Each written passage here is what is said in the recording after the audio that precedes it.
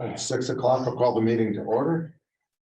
Pursuant to Governor Baker's March 12, 2020 order suspending certain provisions of the open meeting law.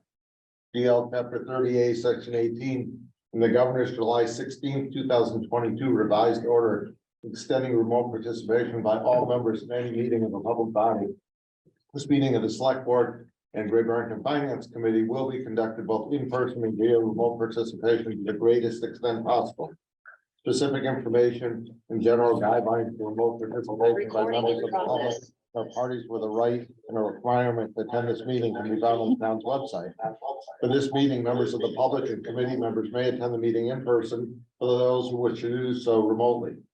For those who are not in person, every effort will be made to ensure that the public can adequately access the proceedings in real time via technological means. Pursuant to MGL 7C 38. Section 20F, after notifying the chair of the public body, any person may make a video or audio recording of an open session of a meeting of a public body or may transmit the meeting through any medium. At the beginning of the meeting, the chair shall inform other attendees of any such recording. Meeting is being recorded by the Berkshire Edge, the town of Great Barrington, and CTSB, and other members of the public. Any member of the public wishing to speak at the meeting must receive permission of the chair. The listing of agenda items of those reasonably anticipated by the chair, which may be discussed at the meeting. Not all items listed may in fact be discussed. Other items not listed may be brought up for discussion to the extent permitted by law. We're going to move around a little bit tonight on the agenda. We're going to move things just a slight bit. So we're going to start with libraries, which is section 6, page 24. Mark, how are you? Well, how are you? Good. I'll give us just a little highlights, changes. Oh, that's a good point. Do we have it? Yes, we have an hand here. Thank you very much. Roll call vote, because we do have a member who is participating remotely. So I'll start Garfield Reed. Here. Eric Gabriel. Here. Ed Abrams. Here. And Steve Bannon. There are 4 select board members present. And on the finance committee side, Marlena.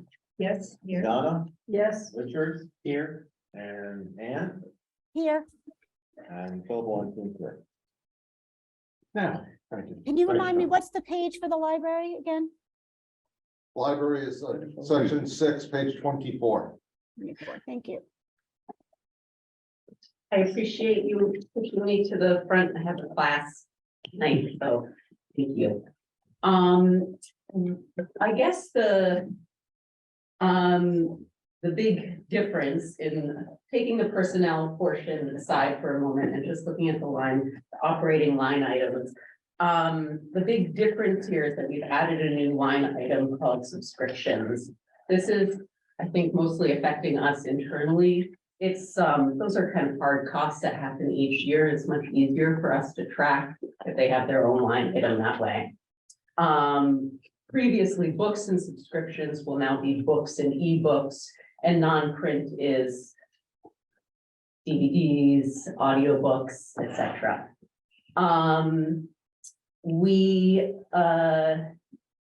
Let's see. Okay. We did a little trimming in the books and ebooks and non-print, primarily in for us, you don't see this delineated here, but internally we do, in audiobooks, DVDs, and large print, which are formats that are fading a bit in use, but many patrons still check them out. So we definitely want to continue to grow those collections, but at a slightly reduced rate than before. A lot of those trimmings that we did in those areas, we placed in office supplies, which is a little larger, are requested a little larger than it has been in previous years. For a variety of reasons, we're seeing those costs increase. Our office supplies extend a bit beyond Post-it notes and whatnot. The library has certain things labels we need to purchase, acetate covers, whatnot. We also, we're purchasing some masks in this past year and also water. So those make up our office supplies a little. But by and large, the baseline is essentially the same, personnel aside, and that was very intentional. We wanted to carry last year into this year because As you'll see, the salary lines have increased, and that's really where we wanted the focus to be in the increase in our budget. This was a union negotiation year, and we really wanted to make the library salaries market rate and in comparison with the other salaries that are happening in Great Barrington. Any questions, comments, concerns? Yeah. Let me start by disclosing I'm the uncompensated president of the Friends of the Library. So I'm a big fan. I explain again the cut to books and non-print.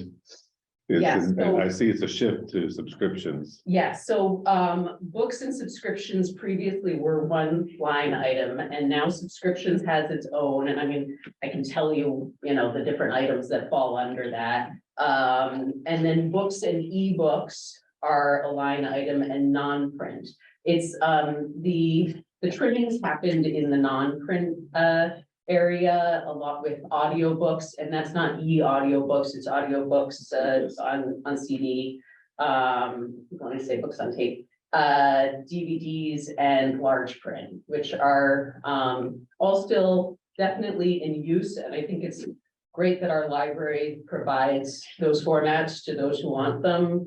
But I think they're diminishing in use, so that's the trick. So you are definitely, increasing your budget for those two items, which is, I think, makes perfect sense. But I was kind of wondering, I mean, do you have any plans? You said that you are gonna train one certain and then maybe adding one another. I mean, if you just maybe talk a little bit about what is your bigger picture here, like which way do you want to go? Yes, so absolutely, we're the correct sheet that tells me the answers to that.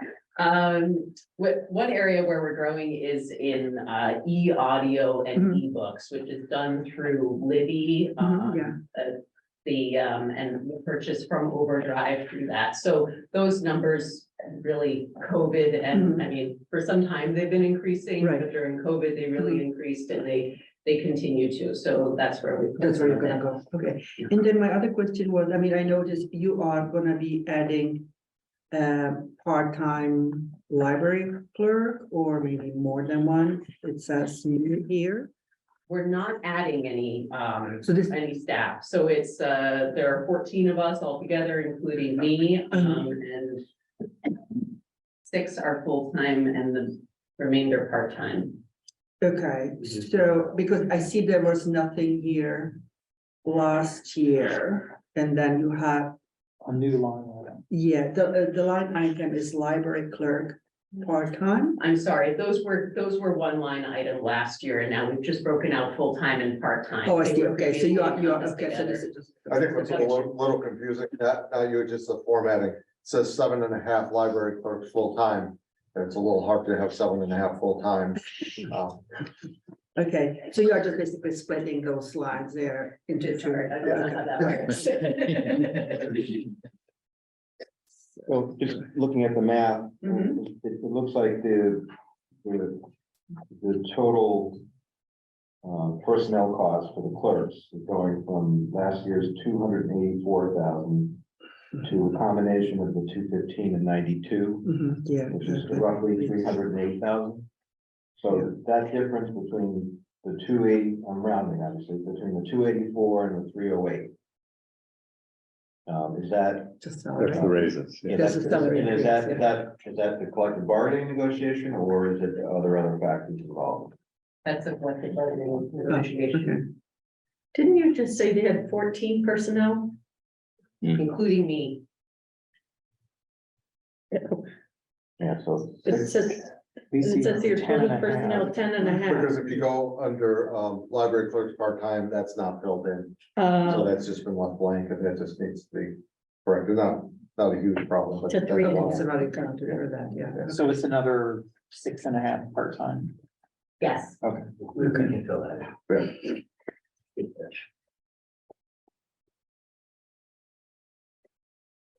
That's the biggest mistake you make, Mark and Ellie. That's pretty good. Perfect.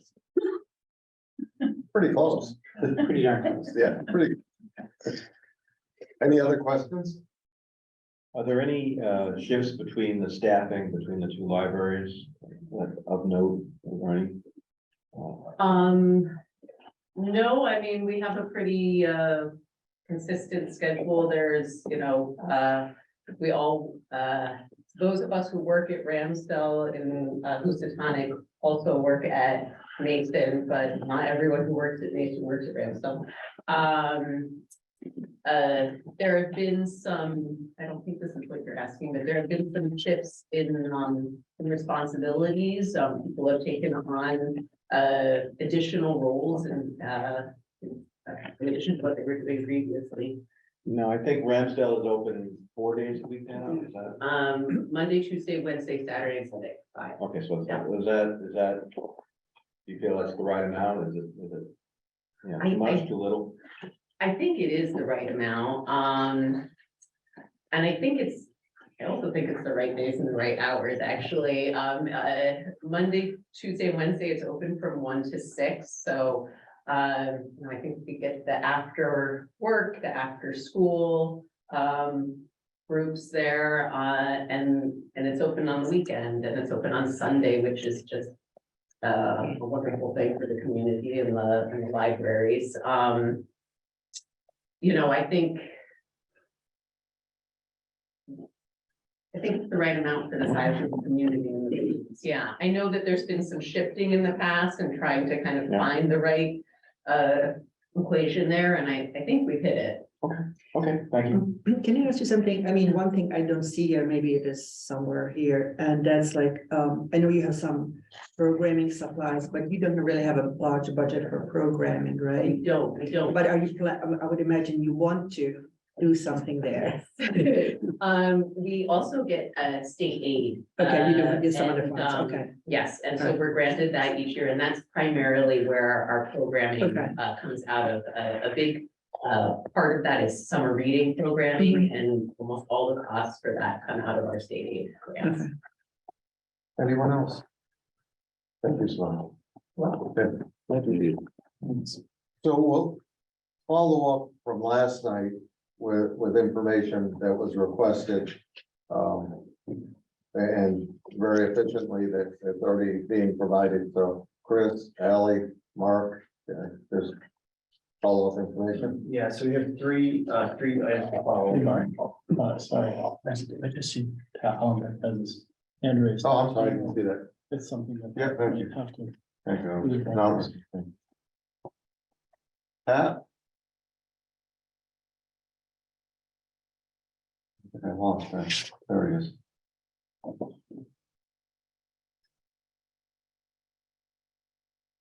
Go ahead, Pat. Sorry. Thank you. Yeah, sorry about that.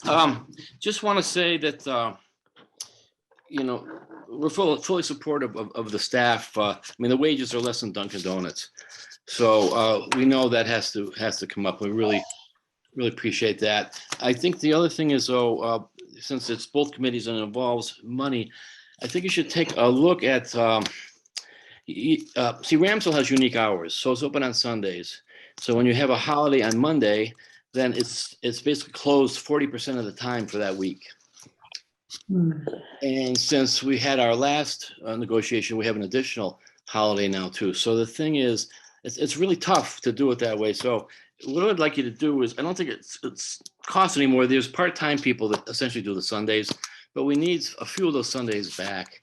Like even if it was a Sunday before, like in the wintertime, before Veterans Day, before MLK Day, Patriots Day, so that people have a connection to their library, because those, especially in the winter time, they're losing, again, 40% of the open hours there. And I think that's it, but we appreciate that the staff, that we can move them up somehow on their pay. Thank you. Thank you. That's a collective bargaining issue that we're not gonna go solve here. Yeah, I just wanted to mention the additional holiday was not a result of collective bargaining, it was The common holiday, yeah. holiday. Yeah. the state established a few years back, so. I thought, did we not say that Ramsdale is open on Sundays or no? It's, Yes, except when there's a holiday on Oh, Monday. okay, I understand. And that is related to our collective bargaining Okay. agreements. And that applies to all town employees. Yeah. And it's common practice when a holiday falls on a Sunday, it's recognized on. It falls on Monday. Not for some Monday. right. Right. And Friday, Saturday, yes, Yeah. exactly. Mhm. Go right ahead with the updates. Okay, so we have 3 updates to share tonight. Alicia's on the line. She sent an email out to everyone here. Related to health insurance number, so if there's any questions, we can try to answer those for you this evening. Start there. And if you didn't get a chance to look at it, we can probably bring it up again at the next meeting. Yeah, well, it's not critical to tonight's discussion, but I took a quick look at that and the numbers are very different than what I saw in the retiree medical report. Basically, and those numbers are included in the OPEB memo that our committee put out. So just as a follow, on the line, because she was, when I asked that she look at the numbers in our OPEB memo versus the numbers that she sent, and just, they're not in the same. Could be a categorizing thing or. Alicia's on it, if she has a quick response. Yeah, Alicia, I give you permission to talk, just unmute yourself. Thank you, Smart. Thank you.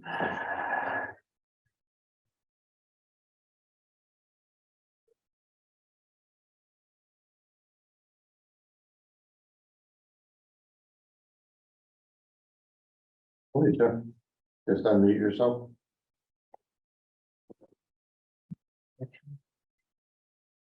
Hi, sorry. Can Did you you hear? hear the question? Alicia, did you hear Phil's question? I'm having technical issues. Okay, That it doesn't match the OPEB numbers. correct. So what I did was I took everybody that's on insurance and I broke it down in a different way because some of our retirees are still on active plans because they're not 65 yet. So it would be a different cost. I broke it out that way due to cost because anybody who's on a retiree plan is paying much less money and we're paying much less money for them. But if they're a retiree and they're still on an active HMO plan, that we're paying the active HMO plan cost, which is much more. So I just broke it down in that way. Okay, I thank you for that. I can, You know, we don't need. if you want me to break it down a different way, I certainly can. Yeah, we don't need to go into the weeds tonight. I just said, what I would say is that as an example, your number for 2021, I have it on my phone here, is 205,000, is that right? Yes. Yeah, so the actuarial report for our town's financial statements for the retiree medical for that same year have it at 474,000. So I think I understand what you're saying about the plans, and obviously there's a lot going on there, but I just, at some point, I just want to make sure we're getting all that right. Right, so they're counting in the OPEB, they're counting retirees that are on HMOs, and we have some retirees even on PPOs, which are the super expensive plan. We don't pay, we still only pay the HMO price, but if you're on a family plan as a retiree on an HMO, we're paying about $1,800 per month rather than the 100 something we're paying for a MedX plan, which is a retiree over 65. So I can break it down that way and resend the email if you'd like me to do it that way. Yeah, that would be great. Again, I don't want to get us too deep into these weeds. I just want to make sure that there's not some mistake going on in all these different numbers. That's my only objective there. Nope, I took the, I took the numbers right off of our most recent bill. So that means we have 5 new police officers. So they're included in there. So I gave you like the most up-to-date information. I didn't do it as of June 30th, like the OPEB report is. Okay. Would it be okay if, can I suggest that I have a conversation with Alicia separately, and then we report back to the group? Absolutely. Okay, this is too into the weeds for the group. Okay, thank you. Well, I'll call you. And if you want to put this. Hear that? Does anyone in the audience want to see what the information that the committee's received? Again, I think if next time if we do this, I'll just immediately share the screen. That way the Okay. audience can know what we're talking about. But I can share it briefly if we want, just so people know what we're talking Sure, go right about. ahead. This was just an email that came to all of us sometime today, so. And it just shows the breakdown of health insurance. So, and again, next time I'll just share it more quickly so people can know what we're talking about. But Phil, these are the numbers that you're going to meet with Alicia and go over in more Right, detail. we'll Come try back to to us with another. Translate it and report back. Okay, all right, thank you. Okay, thank you, Alicia. Sure, yeah. So the next update we have for you this evening, Ally reached out to Berkshire Hills to see if we can get some salary figures for their IT staff. And what we know now is that there are 2 IT support techs. Their salaries are about $51,000 and $60,000, and then there's a director at $104,000. So we're probably short on a director if that's the direction we're gonna ultimately move in. These individuals also have somewhere between 4 and 8 years of service with the district, so they're not starting salaries either. And then the next update we have to share with you this evening, Chris did some work today on growth, something we talked about quite a bit last night, in the direction our town is heading in. So I'm going to pass out, I'll walk around now and pass out a handout for you, and then I will pass. I do, but you can share it. So I'm going to just want Chris go ahead and give you an update on his findings today. So last night, hi, Rick, thank you for having us again. Last night, Mark referenced the fact, I thought that the town has been growing. And you asked us to look into some numbers to give you some context on that. What we did, and this is a list I've been working on for a while, ever since the planning board, select board housing subcommittee started meeting and looking at housing initiatives. We started to tally the number of housing units that we have added or may add in just multifamily, multi-unit projects. Like the Construct sponsored project out on State Road, the CDC project over at the log home site, etc. So it's by address, and there are 3 general columns: completed, permitted, and planned units. And each column has the actual unit count and an estimated population. The population numbers are all italicized because these are estimates. The only sure number I have as of this moment is 101 people currently in the 45 units at 20 Bentley. All the others are estimates based on what the bedroom counts in those projects are, how many people per bedroom. So these are really estimates. The upshot is that between completed, permitted, and planned projects through about 2028, we're looking at over 400 new units. This doesn't include single-family homes, 2-family homes. And the estimated population that could add is over 1,000 people.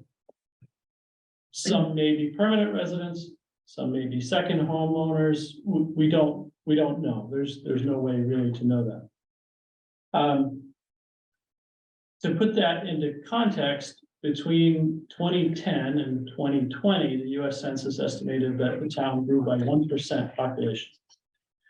If this 1,000 number holds true, then between 2020 and 2030, the town will grow by 13%. So it's quite an extraordinary jump if all of these 1,000 residents are full-time residents. Of course, even if they're part-time, at any given busy summer weekend, all of them might be in town at once. So I think that that's important to know.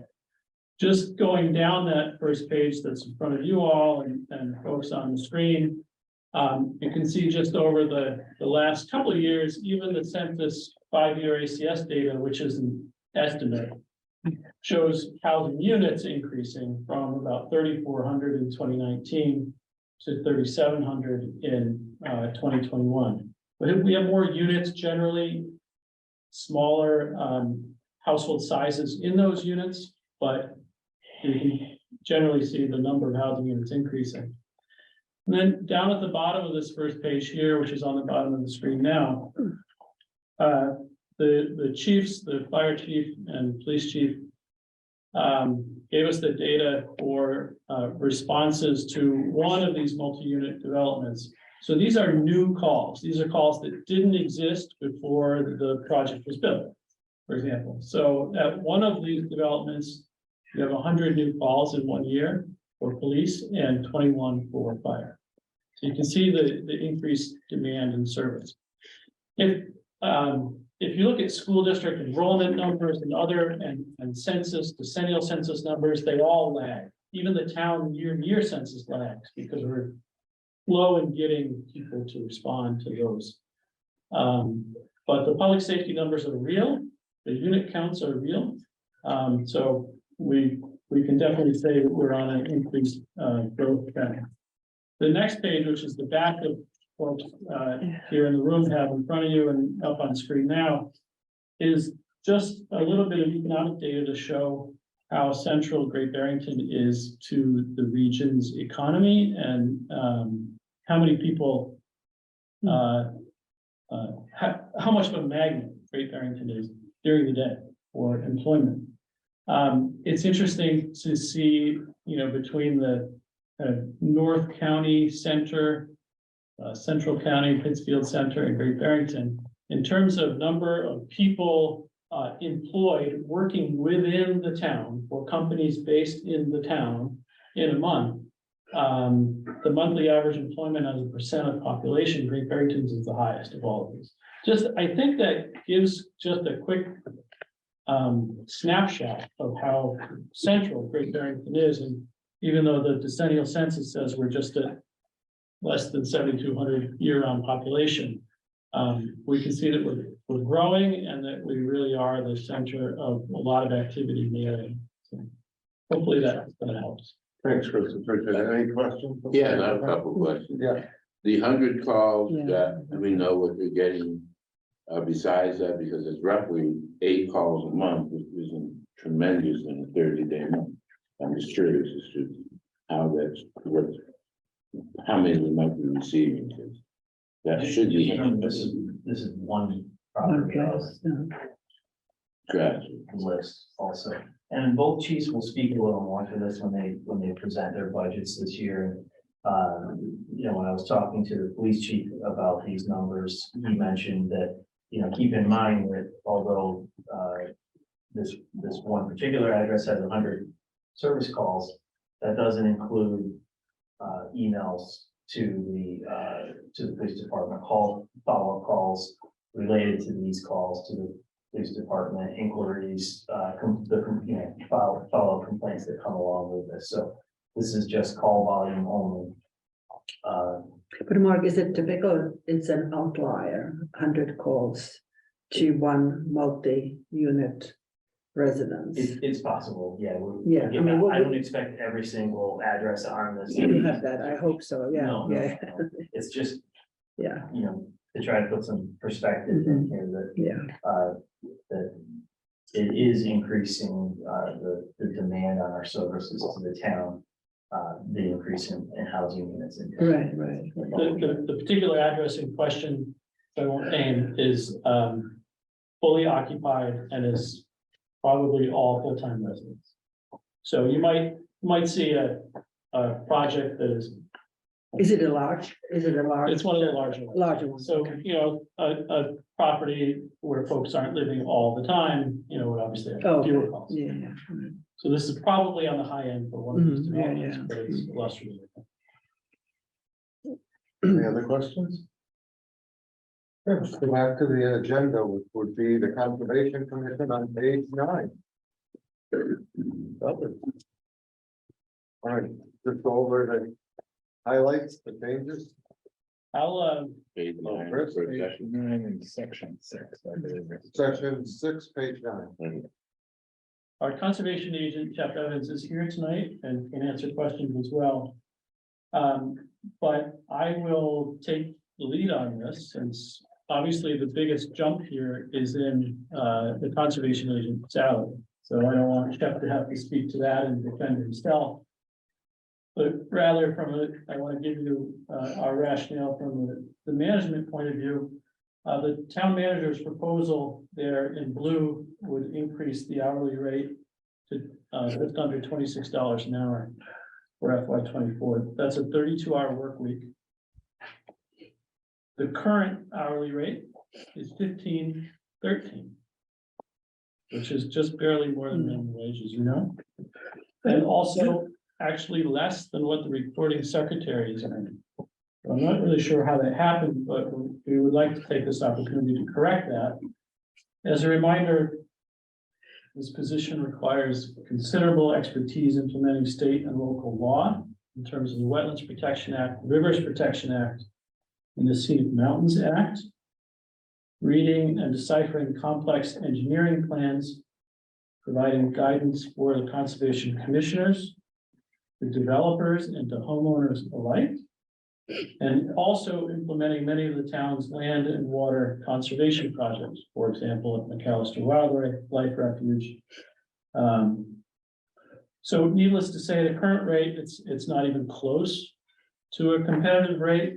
A survey completed actually 9 years ago in 2014 by the Massachusetts Association of Conservation Commissions. I haven't seen a more up-to-date survey, Chuck. So 9 years ago showed that the average salary for conservation agents working at this hourly work number of hours per week, 32 hours a week. The average rate 9 years ago was $43,000. This proposal this year would bring us up to about that level, making us much more competitive than obviously we are now. It represents, as Mark said last night, another investment in critical staff positions. I'll pause there and take any questions on the salary line if there are any. The other new line, the other item here that you'll see is a new line proposed for training to be funded at $700 down towards the bottom. This will allow the commissioners, who, like yourselves, are all volunteers, to take 1 or 2 classes every year through the Massachusetts Association of Conservation Commission. I think classes range from $50 to $60. The classes cover topics varying from implementing the Wetlands Protection Act to writing effective decisions, strategies for conserving land and water resources. So we want to make sure that our volunteers have access to those important opportunities. I mean, I have to say, I'm like amazed that with such a tiny budget, we are doing so much here, so, yeah. Just a question, when, say, an individual wants to build a home, and there are some conservation issues that come up, and they require this type of work, are we, as the town, charging them any specific fees, or is that included in their overall permitting fees? And I'll let Shep speak to that as well, but if it's just a conversation, Right. that's part of the agent's job, that's part of the salary. When an actual permit application is made, there's a fee required, which goes to cover advertising costs and mailing costs, but not necessarily the costs of the agent's time. So hypothetically, if there's a specific conservation issue in, say, a new development, where there's some species there that we need to make sure is being attended to. There's not a specific sort of add-on fee for perhaps the chunk of time that Shep is spending on that. Don't think so, is that correct, Chuck? No, if we're talking about the Wetlands Protection Act, which I think is probably the most common piece of regulation, I feel easily 3, 4, 5 inquiries a day from people that are concerned about something they want to do on their property, or their people are looking to buy a piece of property and they want to know whether, you know, the ability to go into the computer with the National Geographic Information System and pull up maps that give us an indication of what conditions may be on the property, that sort of thing. We do that in the course of everyday business relating to residents and would-be residents here in town. If there is a proposed project, building a house or adding a wing to a house or putting up a barn or whatever, there is a permitting process in all of that. The building inspector has a permitting process. The conservation agent participates in that computerized permitting process, have to have a look at the project and see what's going on, look for wetland resources and or scenic mountain resources if so. And if there is more information needed, that inquiry is made and the applicant has to answer the questions. But there's no incremental charge based on anything other than an existing permitting requirement under the Wetlands Protection Act or the zoning bylaws or building codes or whatever. I'll jump in if I may. I think that filing fees are set by the state, or are they partially set by the town? I'm sorry, the The what? filing fees? Oh, filing fees for complex projects are set by the state. And the state participates in those filing fees, so half goes to the town and half goes to the DEP, to the state. Now, over the years, we've collected a sizable sum of filing fees, and we have those in an account that can be used for implementing the Wetlands Protection Act. Or is it earmarked for that? Or is it? It is required to be used for implementing the Wetlands Protection Act. Yeah. We've not sussed this out, but there is likely a portion of this proposed increase that could be funded by past accumulated and future filing fees rather than directly. I have a question, actually. I think when it comes to the permitting process, it's pretty straightforward because you will be part of it, right? But you also have occasions when people do other things that are not necessarily related to building. And maybe you just decide to do something on their property, whether they take out the trees or start playing around with the soil. And I was just wondering, do you feel that the residents here have enough understanding of what are the permissible ways of dealing with wetland here? Or, do you guys run into issues? Is there a need for some kind of an education, maybe? Well, as agent, I do my best to educate people when they have questions. Right.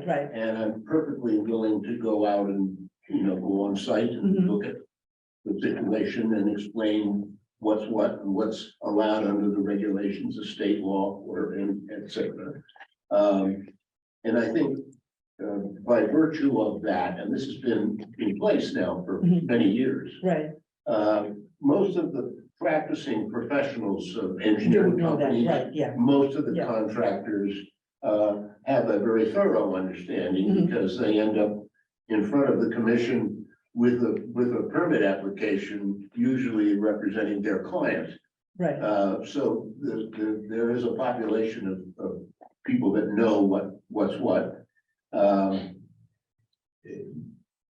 But populations change and people come and people go. I think I've been at this now since the 1980s. Right. And I can tell you that there's a great deal more understanding and appreciation for environmental concerns and the health of habitat and environment than there used to be. By the same token, there is occasionally an opportunity to enforce on people that break the rules. Right, And that's part of the job. But you feel it's at this point, I mean, it's fine, we don't have many people who would be breaking. No, the- very few, actually. Yeah, okay, that's good to know, yeah. Any other questions? And Chris, Chef, this is Ann.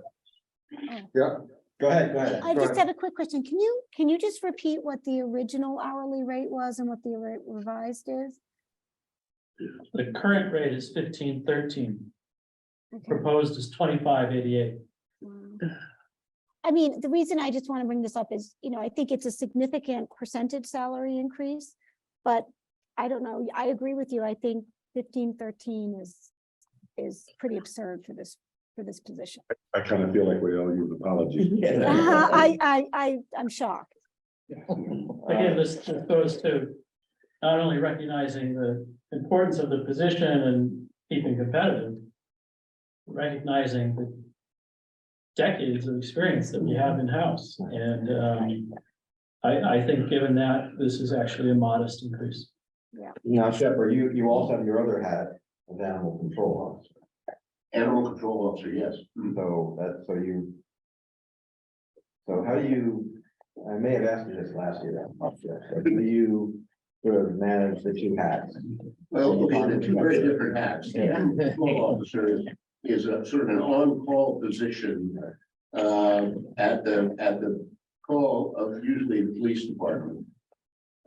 If somebody brings a dog to the police station, then they have to, somebody has to do something with it, take it somewhere, put it in the kennel or whatever. So I respond. It's not truly 24/7. Fortunately, they don't call me at 2 o'clock in the morning unless they really need me. But that's what it is. It's an on-call kind of a position. And we could go weeks without getting a call from the police station, and then we could have a run of things where I get calls every other day. You never know. It just. Or you could be dealing with snapping turtles, and then you could combine both of your hats. Actually, I believe you caught a rattlesnake with a butterfly net, didn't you? Yes, no, well, it wasn't a butterfly net. It was a capture net. It was intended to catch cats, Okay. believe it or not. Yes, but there was a rattlesnake that hitchhiked down out of Mount Washington and took up sunning on the lawn next to the parking lot back of Berkshire Bank. And I got a call from the police department. I went over there, and there were 2 fully uniformed policemen with sidearms standing a healthy distance away from the rattlesnake. And I walked over and plopped the net down on the snake, which was curled up, and stood on the handle until the snake guy came from Fish and Wildlife and took it away. And it had a chip in it. It had been caught before. Wow. I think down at Berkshire School. okay, any other questions? Thank you. Thanks, Chuck, we appreciate it. Thank you. Next is the planning board, section 6, page 10. Rest this must be yours. Happy to take any questions that you might have. It's pretty status quo. Yeah. Moving on, 11. Zoning Board of Appeals. This one's even more exciting. Status quo. Less than status quo. There's really, the zoning board of appeals as opposed to the planning board, it just meets on call, as Madonna knows. And some years are busy and some years are crickets. And so you'll see the actuals current fiscal year are nothing.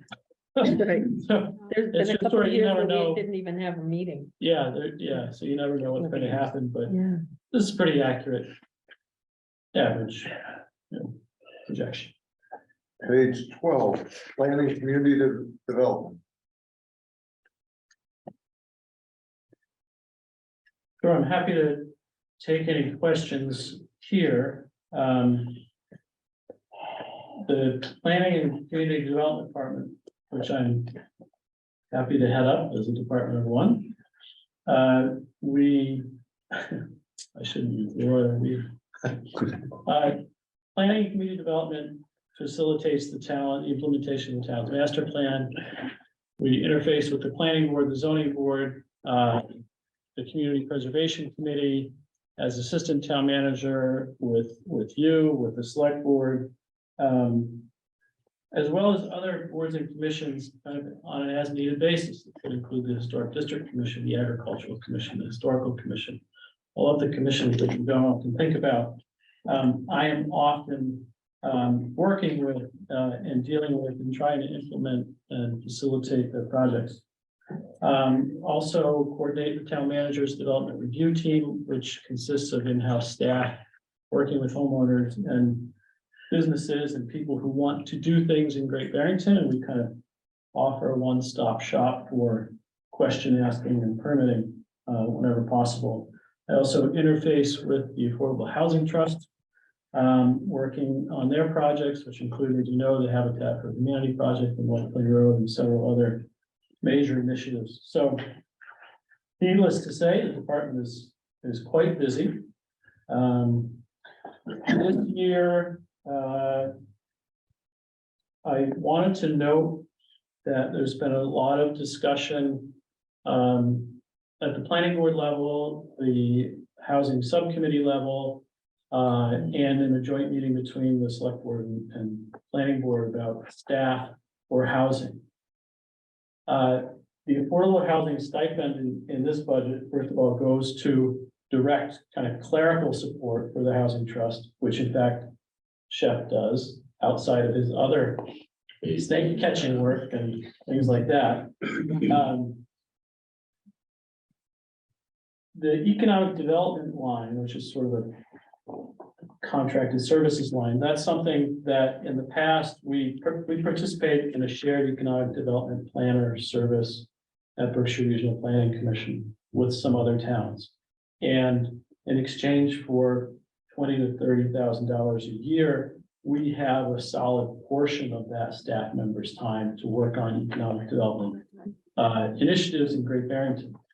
Over the last few years, that's included mostly the downtown Great Barrington Cultural District, as well as housing related items. So thinking about housing staff, if you are at all looking for a place to increase the budget for that purpose, this may be an appropriate line to do so.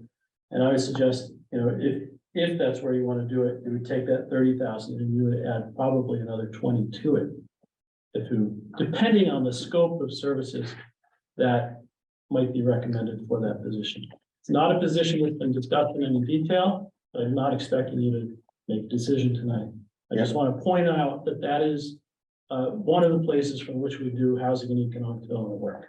I think when we go, Chris is absolutely right, we're not gonna have a long discussion tonight, but I think, well, when we go back to look at these again, that's gonna be an area that you should mark and say, you know what, do we wanna wait a year for the next budget to fund this, or should this be something that we look at now? And I think it's also appropriate when you look at housing, which we talked about at the beginning, in the 406. There's a lot of work, and Chris supervises himself well, but he's only one person. Yeah. I'm thinking of starting a union. Yeah, I was gonna say, I think one of the more common phrases in various public meetings is, let's have Chris look at it. Yes. Yeah, so I certainly have observed. Can I ask a question? So do we have any dedicated resources to actually do economic development for the town, or is that what it is? Or do we have anything else here? No, that's This what is it is. I mean, This is the it, yeah. portion of my experience and expertise is in housing and economic development. These are additional programs and Okay. initiatives, so. But there's nothing besides you and this, correct? We did have, for example, an economic development committee, a Mhm. volunteer committee that, it wasn't as effective as the committee had hoped, so that was Okay. disbanded. So these This line primarily implements projects that are, for example, on the select board's priority project list, and things like that. Okay. It's practical. Go ahead. Talking about adding maybe 20K to the affordable houses type things up, is that or should be works of it, if you will? To the economic development, line down below. You want to add 20 to that, Yes, That, which would help entail some of the. Yeah. What you say? most of our economic development work has been focused on either actual housing work or downtown Great Barrington Cultural District work. Seems like a appropriate place to add additional housing, resources. Just to clarify the mechanics there, is that where you're essentially purchasing another resource from the county up in Pittsfield? Correct, And you're basically buying their time to work on projects. exactly. Okay, so, Yeah, it's kind of having a consultant I can call. so do they have the capacity to provide us with more time if we had the money for it? We're having those discussions All right. now, so we're not sure, but we are initiating some conversations. are you confident you'll find someone if we fund Oh, it? yes, yes. What are the dues and membership? That is, for my membership in the American Planning Association, the American Institute of Certified Planners, and the Massachusetts Association of Planning Directors. Trade associations for training and learning and conferences, and stay up to date on the law, planning, developments. And I've seen it listed somewhere else before, two dues and membership. A lot of departments have a dues and memberships line for that, staying current and trained in the field. So isn't that, it's not the same as training then? It's similar, some of us belong to a trade association. So it have that two separate enable- lines in that one? Right, Okay. travel training may be just mileage for going out to do a lot of site visits or something. It could also involve going to a conference. But it kind of a bigger category. Thank you. Anyone else? Okay, page 13, buildings and grounds. Joe, thank you. I think this is a good line as the planning board.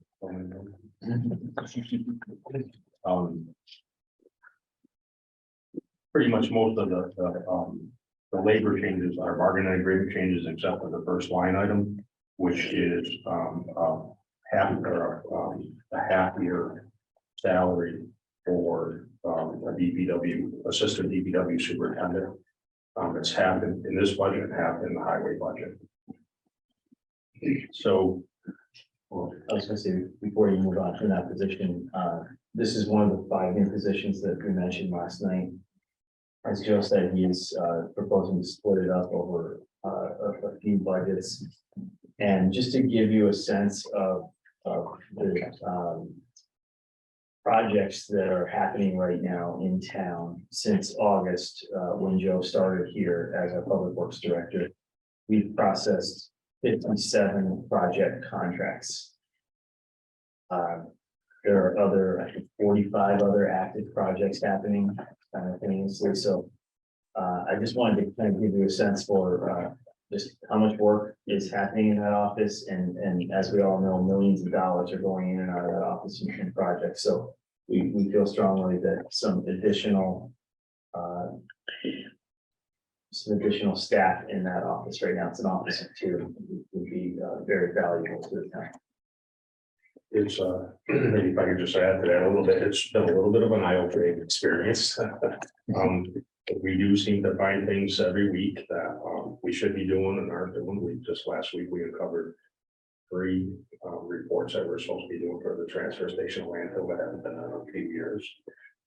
So each one of those take time and efforts. We have 6 primary consultant engineering firms that are working with us on these 45 projects that are from the planning phase to the execution phase. On top of that, the DPW staff is 25 or 26 people as far as the workers and boots on the ground out there, maintaining all the buildings, all the cemeteries, all all the parks, things of that nature. So the projects is just a small piece of what we did.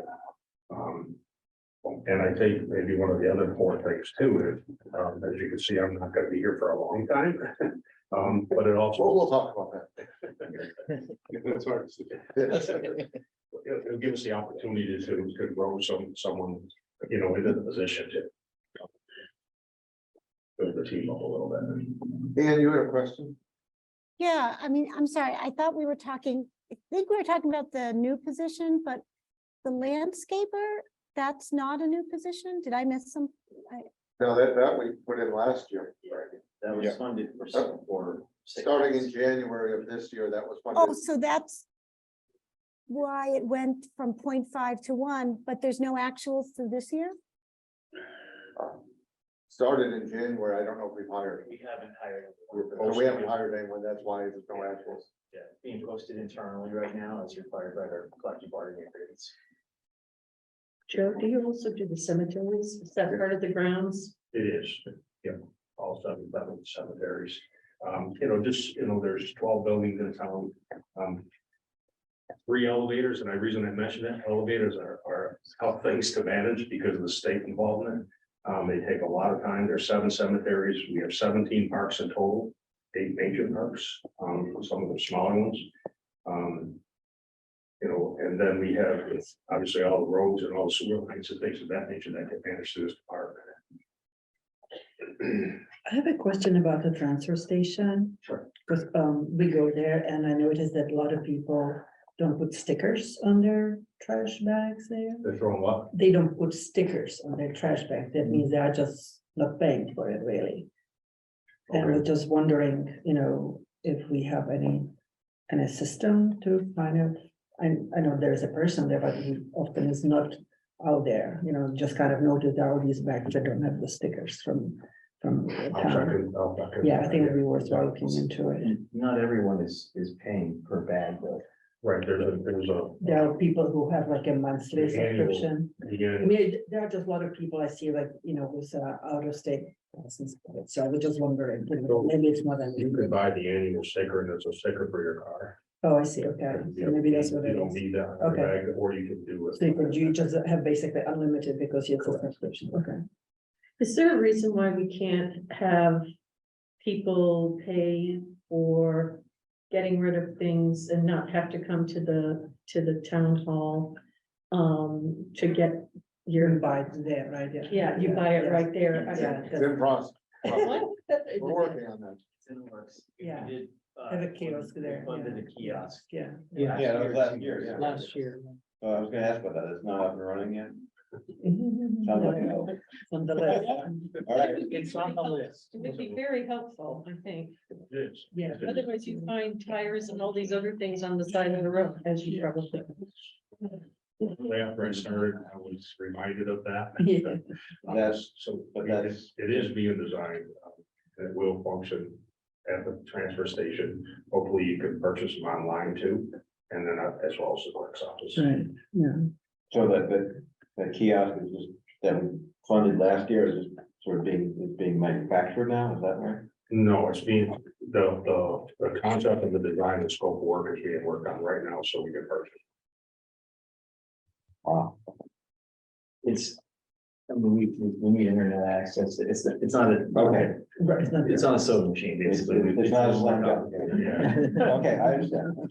We're working with Joe on both parks and cemetery, and as the select board, the amount of work that goes into all of his projects from start to finish are just amazing. You know, we see a sidewalk project and we say, oh, that's great, sidewalk's been done.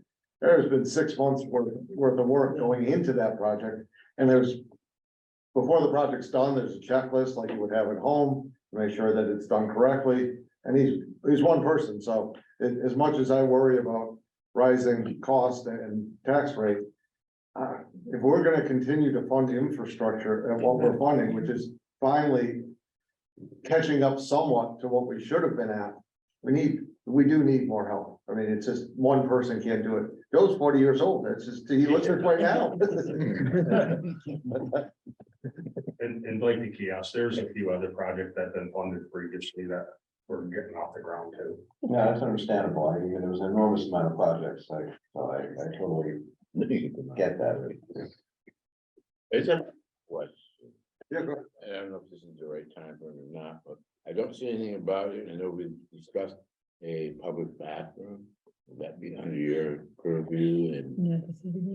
It's being worked on now? That's the town hall. Yep. The campus improvements that's being worked on will probably be out. I think we're bid late in summer for construction, in spring, a year from now. You'll be seeing some plans shortly. Okay. Was that helpful at all? Would you expect anything, information that I had found from I town? passed it on, I passed it on to the designer to consider it as an option. It will be helpful, because I think it's nice and it's compact, it's stainless steel. I'm sure there's other vendors that are similar out there. So, yeah, well, thank you. No.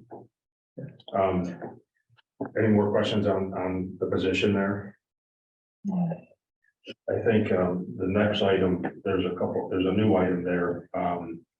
The buildings are not a new item, the buildings and ground supplies has a sizable increase there. And the intentions there is because of the landscape position, we're gonna need the supplies to help with the gardener.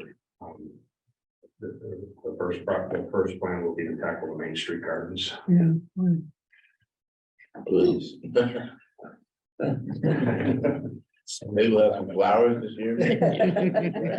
Who knows? Yeah. Gosh. Yeah, we're playing. Yeah. Yeah, I mean, are you, it's a great question. I guess you're entering the critical season there. With that, The timing in terms of all your ability to actually roll out the new landscaper fully supplied, fully equipped for the spring. we have a challenge. Yeah, okay, I agree. So, if you want, I can give you some feedback on that. Well, you don't need to go too deep into the part of the plan, but I mean, you still. We had no. The money that we have Yeah. for landscape position isn't gonna bring us in here, certified Right. landscape or anything like that. It's gonna bring someone in here, labor that has some planning experience. Yeah. So we're not gonna start off with a superstar or a Superman or anything like that. What I have done is I have reached out to the lady that takes care of the West Stockbridge plantings. I don't know if you've ever seen the one at the end of 41. Yeah. That's absolutely beautiful every year. Yeah. So we have an appointment. She's coming in next week and she's gonna look at the Main Street plans with us. She's willing to work with us on an hourly basis a little bit to help lay out the plantings for Main Street. So when the springtime planting comes around, we're gonna hit the ground running with a plant list plan, that she's gonna help us put together. We're gonna put some plants in the ground. It's gonna be a multi-year thing. Sure. But, Yeah, it just, real quick, I mean, we have a beautiful town, but then the weeds around the street signs, like in the corner. Right by the Mahogany Theater, off this right over there, the weeds out, everyone notices that immediately, and there's. Agreed. And it usually says something like, they should fix that, they should make that look better. I just want to state for the record. These are native plants. They are intentionally planted native pollinator plants. Okay. Who knew they had Implementing Plant. the Great Barrington pollinator plan. They may not have been the best aesthetic choice for Main Street, but that is why they were there. Maybe we'll shift gears. Maybe they didn't bloom. Some will be kept, Yeah. but with the pollinator plants, which the individual educated me on. They're great when they're blooming and they're pretty when they're blooming. You need to cut them back right away or they start looking like weeds. Yeah, Which is how we all remember it. And when we established this position, remember, we have some beautiful buildings, Ramsdale and Mason, that, would do justice to have a landscape better than we're able to do right now. Right. I have a question. There is a line and it says new for new trees, and then I think Mark crossed it out. And I was just wondering, what was it for and why are we gonna go with it? What were the new trees about? It's for, I don't know. Why we don't. Why don't we plan? So, What was the plan there? in town, we cut down a lot of trees. Okay, we, since I've been here, I working with the tree ward, and we're taking down trees every day. Because they are. Because they're dangerous or. Right, yeah, you know, okay, they're- yeah. they're yeah. Partially dead, they're, falling or whatever. And justifiably so. We have people like National Grid that come to the town. Right, and they do do the that, tree yeah. trimming, take trees down. Again, when trees come down, they can see permission from the tree warden too. Just rough numbers off the top of my head, I think in the last 3 years, we've taken down 157 trees. Wow. Okay, I think we've actually put back in that I know of, probably under 20. Oh, Under wow. 20, What's that? under 20. Under 20. 9 of them were up at the Housatonic Playground this year, a couple Mm. had recently. Yeah. We did Main Street a few years back. So, that was the reason to put something in there. And I put money in a couple areas. And I think we still have money in the budget. Right, because I think it is important and it just does take time, for it to grow, so. It's not something, something that needs to be like a long-term plan. Yeah, really. it's Yeah. not an easy thing either. Right, When I had the business on Depot Street, Housatonic, and the street was redone, I offered to turn around and put trees back on Depot Street. And no one was really in favor of it because the leaves that we put in their yards. yeah, So there's two sides to that coin. The tree committee has approached me about, about replacing it. about Yeah. doing it. and- Yeah. And they're actually trying to work on a plan of, a 3 or 4 or 5 year. plan Yeah, what they yeah. wanna do. Did the spongy moths really get you this past year in the trees? What's that? The moths? Because it looked like they were devastating a lot of trees. But they go up to Moths. certain. Moths, Oh, the MOTH, Oh, the spongy moths. They used to be called gypsy moths, but Well, there's. yeah. They go usually oak trees or apple Right. trees, that's what they go. And they haven't killed the trees, they No, certainly They defoliate them defoliate, for. but we don't plant month or oak two. trees, do we? Or they tend to come back. Trees It will come be back. next, The moths do too. yeah, next year. Yeah. Can you speak to that water sewer increase from Um, 13,500 to about 30,000? Before we move on, I just mentioned, Yeah, why you need trees? since I did not. If by no trees, yeah, Mark, yeah. This unfortunately was one of those lines where, when we're looking at the comprehensive budget and all the requests from departments, cuts, need to be made, and, this just seemed like,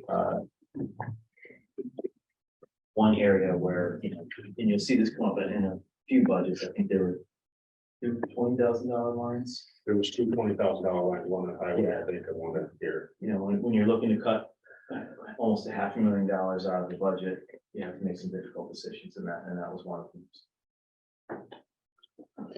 So, yeah, the water sewer line, you went from 13,000 to about 30,000. So what we did, and I think you were part of this discussion earlier, a lot of the different departments in like, the highway department, the libraries, they have water and sewer under their individual budgets, and we consolidated them.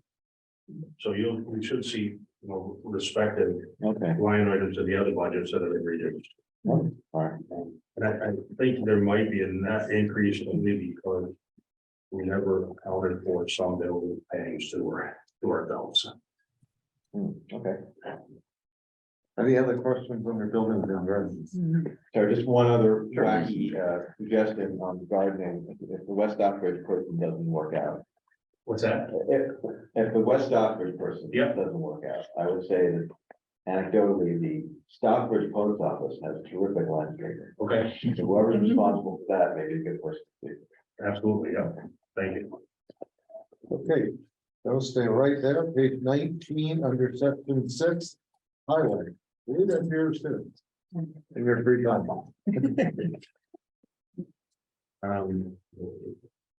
Well. So, the first, or the second line item is assistant DPW superintendent, that's the other quarter, half year. Of the half year of the half. New position is right there. You can see here the water, sewer, and heating oil was taken out, as I mentioned to you earlier, it was moved into buildings and grounds.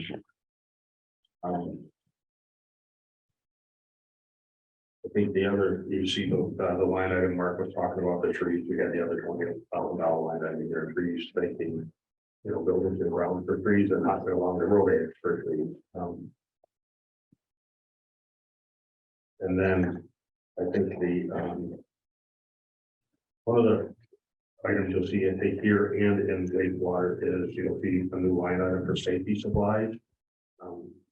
Municipalities are subject to OSHA nowadays. And we need to do better than we're doing right now. So we're, putting a push on training and proper PPE and things of that this year. I'm all. Sorry. Well, actually, here's my number actually on the trees is, we took 100 trees down in 3 years. National Grid took 127 down. Oh, so what, 200 trees Yeah. gone? That's a lot. I will say that when we do large capital projects, Main Street, Railroad Street, Bridge Street, Lake Mansfield, we include trees in those, Project, right, yeah. in those larger projects, but the one-offs, I think these lines were more or less intended for, a tree here, a tree there, Right. not as Yeah. part of a comprehensive. Right. So it's not that we don't plant trees. Or if the tree commission came up with a little project, they wanted to do Right. something like that. And again, to your point, Chris, on capital, I'd like up at Ramsdale, our plan there is we did everything we can to maintain the trees. Yeah.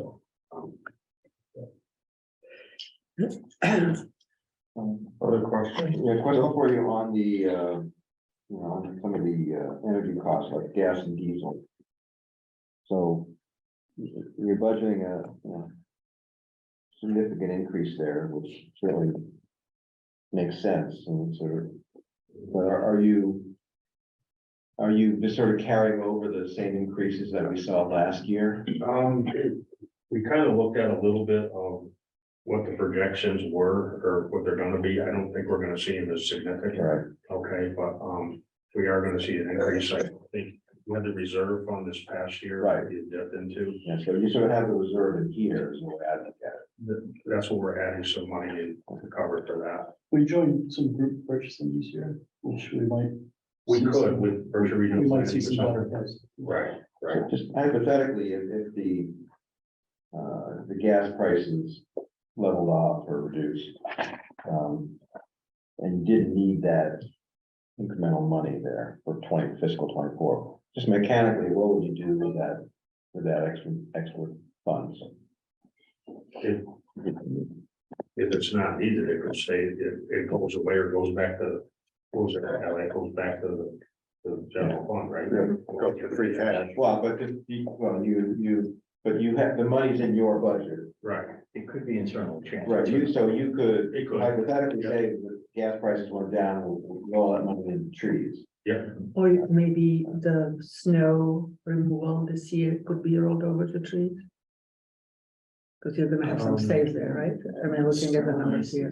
snow and ice is Yeah, gonna snow and save. ice is a separate. You cannot do that. Yeah. No, okay. Yeah, it's just, you're just sort of, you're projecting gas prices for like It's a difficult thing, right. next year, right? So it's kind of a rolling bank. Diesel fuel, I get a report daily, it swings 20-30 cents a day sometimes. Right. But along the same line, similar line about, like electricity and stuff like that, we were able to secure, I know the town has the program that you work on, Mark, with the negotiation for residents. The aggregation. Yeah, right, so, but we were able to secure a pretty good contract for 3 years, I think. At around 14 cents a kilowatt hour, if I remember right, 14 cents a kilowatt hour, which is a substantial savings from what all of us are paying. So we secured that for 3 years, so we did go up on the electric a little bit because of transportation and stuff. The services are going up, but the cost of the commodity is not. Do you want to talk about LED lights?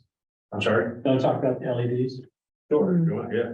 Well, through Joe's office and his business, administrator, Lisa, we've been working with National Grid to look at a switch out of all streetlights to LEDs. LEDs nowadays are much better than the old bright blues and the nice warmer colors. National Grid, because they want to free up space in the grid, will actually pay towns to do it and they use less energy. So we've been working with Grid to project that out and begin a switch out of all the streetlights at some point to LEDs. It will take time to do them all, but we may see some savings in the coming year. Which is a big difference, because when the Main Street project happened, they wouldn't put LEDs. They didn't have them. They didn't have them available. Yeah, so now they will pay us to switch. Yeah, very frustrating at that time. And they'll do the work, which is. So that's not, any savings is not reflected because of the timing of that, it's not reflected here. Yeah, we're not sure what the time. Like you said, we pay by the unit there. And that's one item that I can't speak freely on because I'm not very comfortable with how it's all happening, because we pay by the unit and we have a street light report, but we need to verify it and make sure it's accurate. Yeah. Can you speak to the new line for police detail? Sure. So what that's for is, and actually that's moved from public law. Reallocated. Oh, you're looking at it? And I increased it actually a little bit. Okay, yeah, I did see that, okay. So that happens in a couple of locations. I think it happens in wastewater too. Yeah. Okay. It's like when we paved in front of the Brown Bridge there. Oh, yeah. No, I had it. You just moved it. Joe, are you still gonna be doing, two bulky waste? In the spring and fall, is that part of the Yes. trash and recycle hauling? Yeah. I think that's really a very valuable program. Yeah. And we're close to relaunching the mattress disposal. Textiles is another item we're working on. One of the items we learned is that we're technically not supposed to make any changes up at the landfill or transfer station without DEP approval. So we're in the process of making, that contact with DEP kind of prevent some of the changes. The mattress recycling contract is on my desk now, so we should be reopening that program to the public soon. Yeah, when you say changes up there, you just mean like extra bins for now the fabric or just? It can be anything. Yeah. It can be, we want to put brush up there, or we want to turn around and put a load of gravel up there to draw from, Yeah. any changes. Any change at all? Right, yep. So we'll catch up on that and, because, the Board of Health is looking for us to try to do more things up there. Which we clearly look at. Anything else? Okay, let's move on. Thank you, John. Thank you. Actually, let's go out of order. Let's go to Parks and Recreation, page 25, because that's also Joe's, and he's gonna have some capital too, I realize, but at least he's still at the table. So, this budget really remains unchanged except for a couple of small increases. One of them is the youth programming. We anticipate we go out to bid for those services. We anticipate a small increase coming because the funding, the money that they could offer, I think, Berkshire South got it last year. They had a hard time getting lifeguards at times because of the rate of pay that's being offered. So we're anticipating a slight increase there. The lake management, I just carried that forward. It appears that there's been, in the past, there was some management work that was done in the lakes for treatments and stuff like that. It doesn't appear that any was done last year to this point. And I don't have all the detail behind why it was done and who did it. So I just carried that money forward. It was $5,000 in case we needed to do it. I think that's pretty much it. The waste management item, just so you know, is really our porta potties it's the cleaning and pumping of the porta potties. At the lake. And there's 5 or 6 locations at the lakes, town hall. Skate park. Yeah. And a lot of the Parks and Recreation comes out of the DPW budget also. Right. So. The labor. In labor, yeah. Yeah. So it may appear that we don't do much for Parks and Recreation, we do a lot, but it's under the auspices of the DPW. Can we speak to the youth program? I'm sorry. Got a fair amount of monies there. I'm really not up to what we were spending the monies on. $110,000. Our youth should not be complaining. So I'll tell you what I know, and maybe Chris and Mark can jump in, but we do go out to bid for contracted services with, and last year, Berkshire South, I believe got it, they put counselors in Housatonic, I think 2 counselors in Housatonic, they put that work with the public, the kids and stuff during the day. They manned Lake Mansfield for us with light cars. Skate park, Railroad Street Youth Club, the skate park. Yeah. So that's where that money. Are the counselors, are they social workers? No, they're like teenagers. They're teenagers, yeah. And I know there's been some discussion on the Parks Commission about the Housatonic ones not being used as much as we like. Whether it's an investment we want to keep going or not, or change the approach. Yes, we may change the style of whaling design.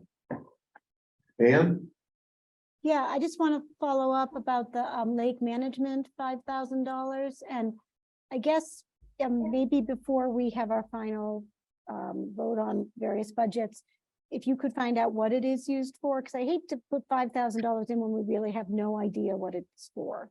So. And this is Chris. At least part of it, if not all of it, I think is used for managing the weeds and the sand around the beach at Lake Mansfield, including, we actually have to pay divers to go in and put the weed mat in the swimming area. Volunteers, I think, string the swim ropes. But we need to go in, and I think it maybe once every 2 years, maybe it's every year, that we actually have to install that mat, stick it on the ground so swimmers don't get tangled up in it. And Right. FY22, there were weed mats put in by New England Aquatics. yeah, I think we do it every year, and it comes out too, I think. so it's the installation and removal before winter. So I think that's the primary use of that. Yeah. Okay. So the last year, FY23, it probably didn't get done. I don't think it was done last year, to be completely honest, yeah, because, and there was a big issue with those weeds, also because of the. Yeah, go ahead. And did you have something else? No, that, and Chris, Okay. as soon as you started talking, that I think we've talked about this before, I remembered as well. So, thank you. Yeah, anyone else? Yes, I just wanted to know, because it was 1,000 years ago when we used to have the big old weed eating machines in the lake. Did we find it not effective? Did we find it too much money? I just saw quite a bit of feet in the lake, and if you're gonna fish from the shore, you gotta get about 9,000 feet to get out of the weed. But I'm curious, so we did do that and we stopped. I don't know why we stopped. What was the reason for that? Your Lake Mansfield Improvement Task Force guides the decisions in that arena, how to manage the weeds. The so-called lawnmower approach, which is the in-lake harvester, goes in and mows down the weeds, and in some lakes that works well. In a lake that is relatively shallow, like Lake Mansfield, what it does is breaks up the weeds and lets them reroot again. And so it doesn't work all that Did we well. have a conveyor belt thing like that? Did we not? I don't know. Oh, you might have been before you. That was probably before my time. Stockbridge still does that. Stockbridge, yeah, there in some, as I said, some lakes, depending on the size of the lake. Lake Mansfield many years ago, my understanding is they introduced biological control, little snails or weevils, which actually are still there, and they eat these particular weeds. And last year, we had aquatic consultants look at, they went in and they pulled out the weeds, and you can see the little holes that these little insects are killing the weeds, which is great if they don't eat the other things. So the biological control is favored in Lake Mansfield. This year we did an additional aquatic vegetation survey funded through the Community Preservation Act. that showed relative densities and types of weeds in different locations and gave us some ideas of how to manage those. But the old lawnmower approach isn't the favorite approach for Lake Mansfield, but it comes and goes depending on the water temperature and the air temperature. Sometimes the swimmers have a great cross lake lane, and other times it's a bit hairier. Has it, scuba divers and harvesters been, suggested for up there? I know a few other lakes in the area that they actually have scuba divers come in and harvest from the bottom, and it's been pretty successful. I have to check on that, and we haven't had a Lake Mansfield task force meeting in a while, but we should probably convene one. Lee's is the select board's rep on that committee, and we can keep you informed that way if that's acceptable. Maybe harvesting, there's an issue with the invasive, right? It was the water chestnut, so they were harvesting those, they were pulling those out. Exactly. There was a Yeah. particular species of invasive weed called the Yeah. water chestnut, Yeah. which has to be hand pulled. So Right, a that bunch of is- volunteers right. went out with their kayaks and Yeah. hand pulled them. The harvester also kills everything in its path, and some weeds you want to keep and others are no good. So it's kind of a broad approach there. And napalming the lake doesn't work well. Move on to page 22, council aging. I'm sorry, one quick question. Yeah. One last one, sorry. The first of many questions on community impact. Is there a possibility of funding the youth programs with the community impact? We can cover that later if you want, but it just seems like that's in that category. Certain things have to be used for, right? It has to be kind of marijuana related and educational. Yeah, let me do a little more. Okay. Research Maybe on that. cover that later. Page 22, council of aging. Yeah, I'm recusing myself from. So you think getting any. End of the hallway.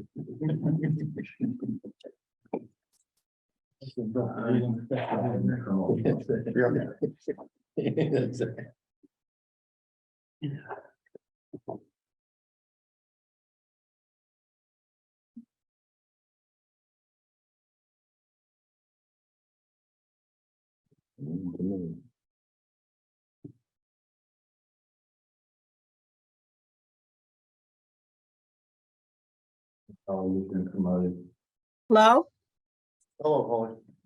Oh, hello. Let's see, can you hear me okay? We can. Yes. Okay, great. You want to just give us some highlights of your budget?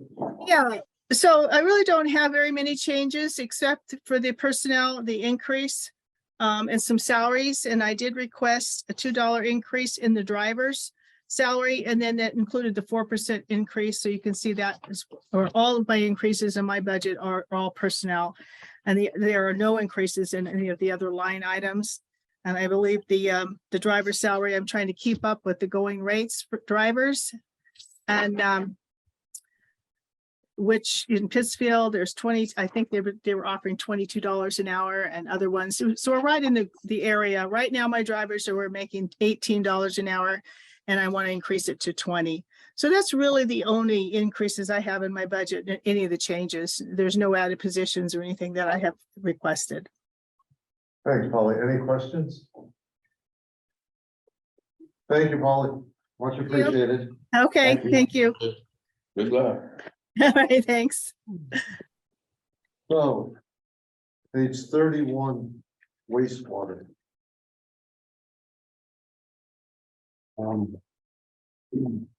With all police details is moved down below, and we asked for a little bit more money for that. The electricity, there's a small increase again, saying contracted hauling, we anticipate seeing increase in those costs from the vendors again because of the impact of diesel. I think one of our biggest adjustments here is the supply of chemicals we use to treat the wastewater. I can't read What- the. and why is that the biggest increase? Why is that the biggest increase? The chemicals, Yes. there's one or two chemicals that have gone out of sight price wise. And it's hard to even get anyone to give us a bid that will last more than 7 days. Yeah. And we can control, the amount of chemicals, there's a range, there's a minimum we have to use to. And Paul does a pretty good job on keeping that. I think there's also some maturing, that there, that, those are some of the big numbers there. Which are just, I assume, the acts of the loans and stuff, right? So I'm a little bit confused because you're mentioning that there's a difference, I guess the number you put there and then the number marked were there. It's pretty substantial difference. Where are you? Which one? It's measuring that it's, 591,004 from the bottom. yeah. So how can we have such a difference there? Between those two? That was due to, we have some Mass Clean Water Trust loans. I don't know if you're familiar with the Mass Clean Water Trust. It's a portion of the state that provides low interest loans to municipalities through an SRF, a state revolving fund. So that's why we anticipated it higher when we did out all the math. It came up to 537,869 for existing debt. And again, we do project that $13.2 million bond issuance at 4.5% interest, which, because we're borrowing it in December, will not have any principal payments due until the following So fiscal year. this is basically your principal and your interest payment. Okay. I do want stonework. This is the smallest font you can use. You try to go one bigger. I can't read any of this. Yeah, I was gonna ask when vision was offered. Yes. By the town. Yeah, Allison, now that I've stared at this a little bit, I think I asked this question last year, is allocation to general fund, can you walk us through that? That the allocation to the general fund is basically, has been recalculated.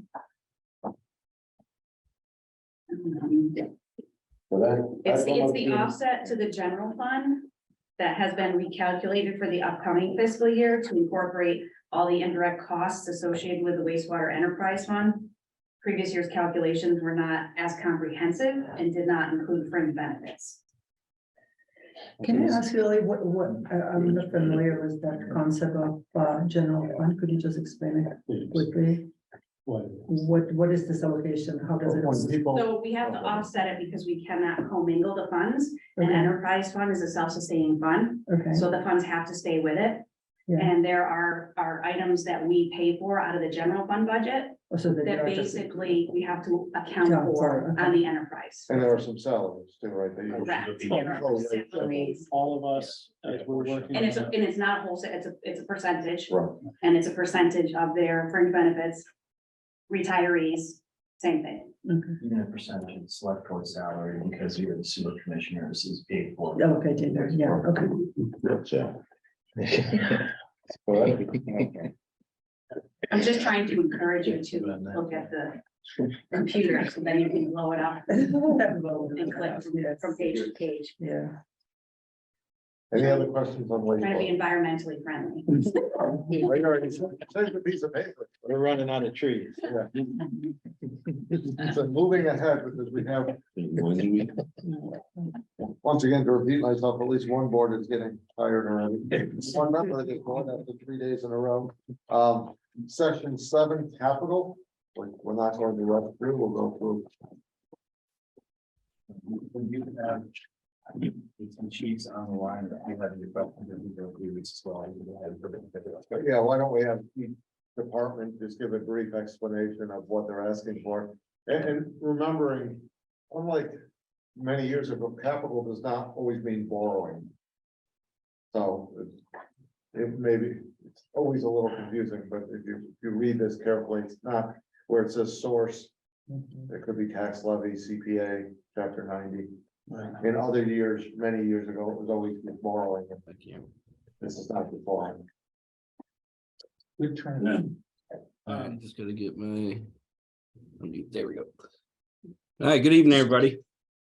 Hello. All right, I have three things on my capital request for this year. I'll start out with the tasers. So the tasers basically are at the end of their life cycle. We are looking to get the newest model of the current Axon taser. The nice thing about this is they're compatible with our body cameras. So when our taser is activated, it automatically activates our body cam at the same time. So there's no chance of forgetting to turn on your body cam. Once you choose to use that type of force, your camera is automatically activated.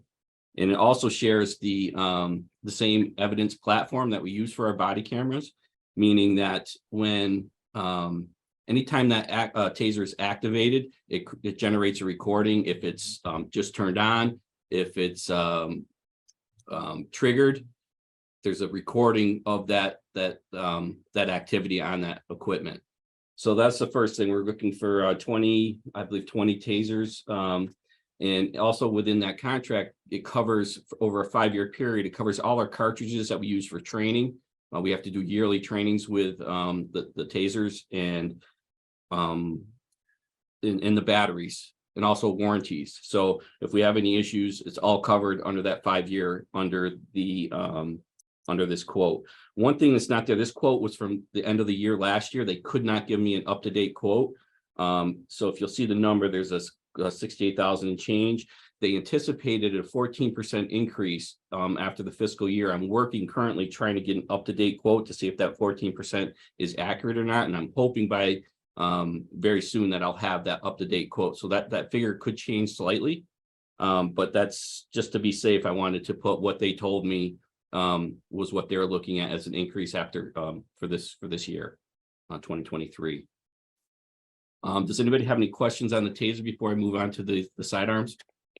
Chief, Yes, I do. sorry, Yeah, go ahead, please. I guess I'm just wondering why 20 tasers? I mean, how many police officers are on staff now?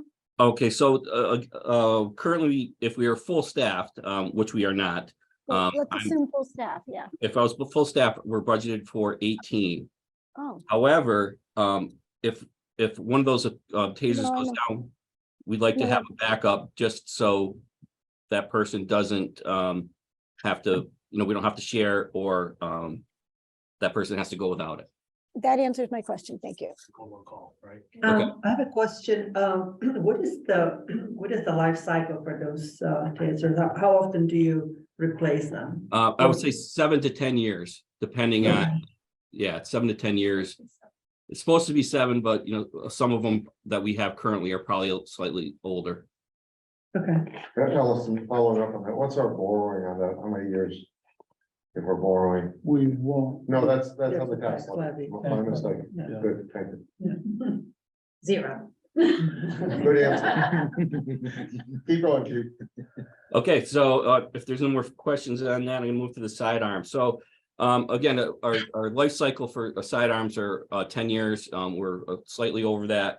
So we're looking to upgrade our sidearms, and that quote came in with the sidearms, the holsters, the sights, and the lighting. What I did was, over the last few years, I've been myself, along with the command staff, have been evaluating incidents around the country and locally to find out what's the best equipment to have if we ever had to use our sidearm. Lighting was one of the key things out of the Pittsfield issue we discovered. And so there's an incident in Connecticut where they determined that the sites were a really important aspect to the successful deployment of that incident. So we looked at that and we decided to really put together something that has been proven, it has been shown, and what people in law enforcement have been going to. So we got a quote which reflects there, which does not show what we're going to get for our trade-in value to our current firearms. We do have 30 firearms now because we had our sidearms, because when we first did this 10 years ago, we used to run up to 12, sometimes, part-time officers. So we had 17 full-time officers plus another dozen or more part-time officers. So we had a lot more sidearms than we currently need. As everybody knows, with part-time officers are not a viable option. At least we have not for our town right now. So we've actually reduced that number down to I believe 22. And that would give us, again, in case there's a malfunction or some type of breakage in the sidearm, we would have the ability to fill that without any bridge in gaps. Because when we certify with our firearms, each firearm is unique to us. So the serial numbers traced to us, the type of ammunition that we qualify with is documented. And we have to qualify with the firearm that's issued to us individually. So we can't share that type of tool. So if I did have to put it in, that officer would then have to qualify with that one the new one I'm issuing to him. So there's that continuity between the officer and the sidearm. Any questions on that request? I don't see any, so let's go to the police cruiser. Okay, so the police cruiser, it's a 2018 Chevy Tahoe. The mileage as of today, I know the information was sent, was around 50,000. It's at 52,941 approximately as of today, with 7,473 hours on it. The industry standard for calculating mileage versus hours is roughly between 30 and 35. So I used the figure of 33 miles per hour on the hour meter, which calculates to about 24,600 or 200,046,000 miles on that vehicle. It's a 18 and it is on a 6-year replacement cycle. So that's what that is for. We didn't calculate into for the trading because we just don't know. We don't know what's going to be. So there might be a little fluctuation there. We don't have the trading value. We've never calculated that in. That's just so that's what I have for that. And this is part of your replacement program. You're still on the 1-2-1-2 replacement program? That's correct. Actually, we skipped the 2-year 2 years ago. We went 1 instead of a 2. We are just now receiving tomorrow from fiscal year 2022 the car. So again, by the time we get this one replaced, who knows, it could be another year from now, but we're still like a year behind in receiving our vehicles. Any questions? Who takes care of the vehicles? Do you have a maintenance, a mechanic that's on town staff? The DPW takes care of the police cruisers. Yeah, so we use the DPW for routine maintenance. If there's any major issues, we'll either use, if it's under warranty, we'll use Johnson Ford for the Fords, or we'll use Berkshire GMC for any of the General Motors vehicles that we have. Okay, thank you. Any other questions? Thank you, Chief. Thank you. Fire. So Chief Berger's out on a medical call at the moment. So I think if everyone can just flip to tab 8, he explains here, this is for utility trailing vehicle.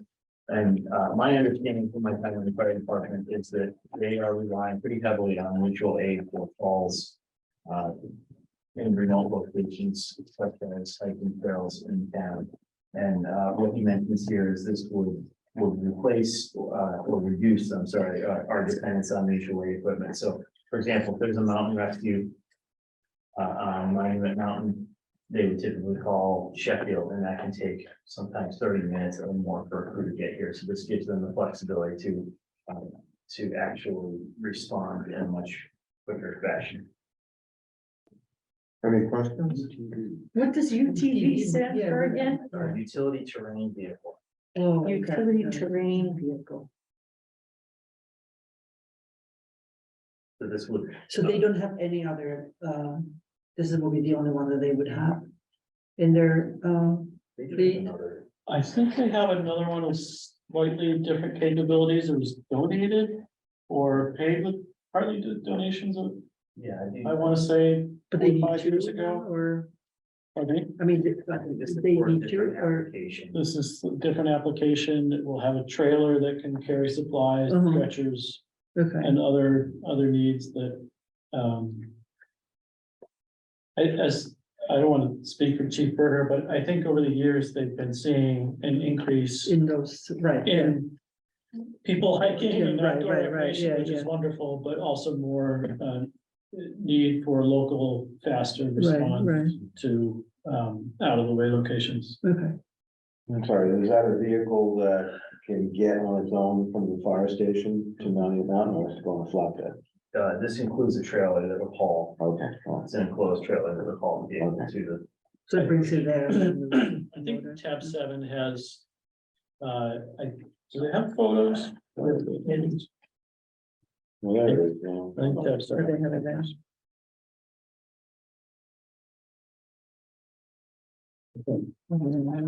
Well, we can divide them. Well, Okay, so it's.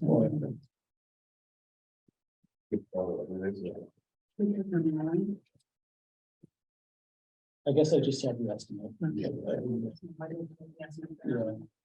Any other questions on the utility frame vehicle? Joe, you're up.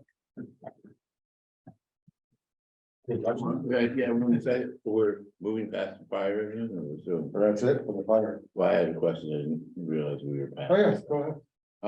It's a little nitpicky, I have to admit, and I did hear a citizen ask, and I drove by and I wasn't saying, but is there any reason why we burn the lights in the bay during the day? That's been a burning question for 25 years. Not Ryan used to bring that up.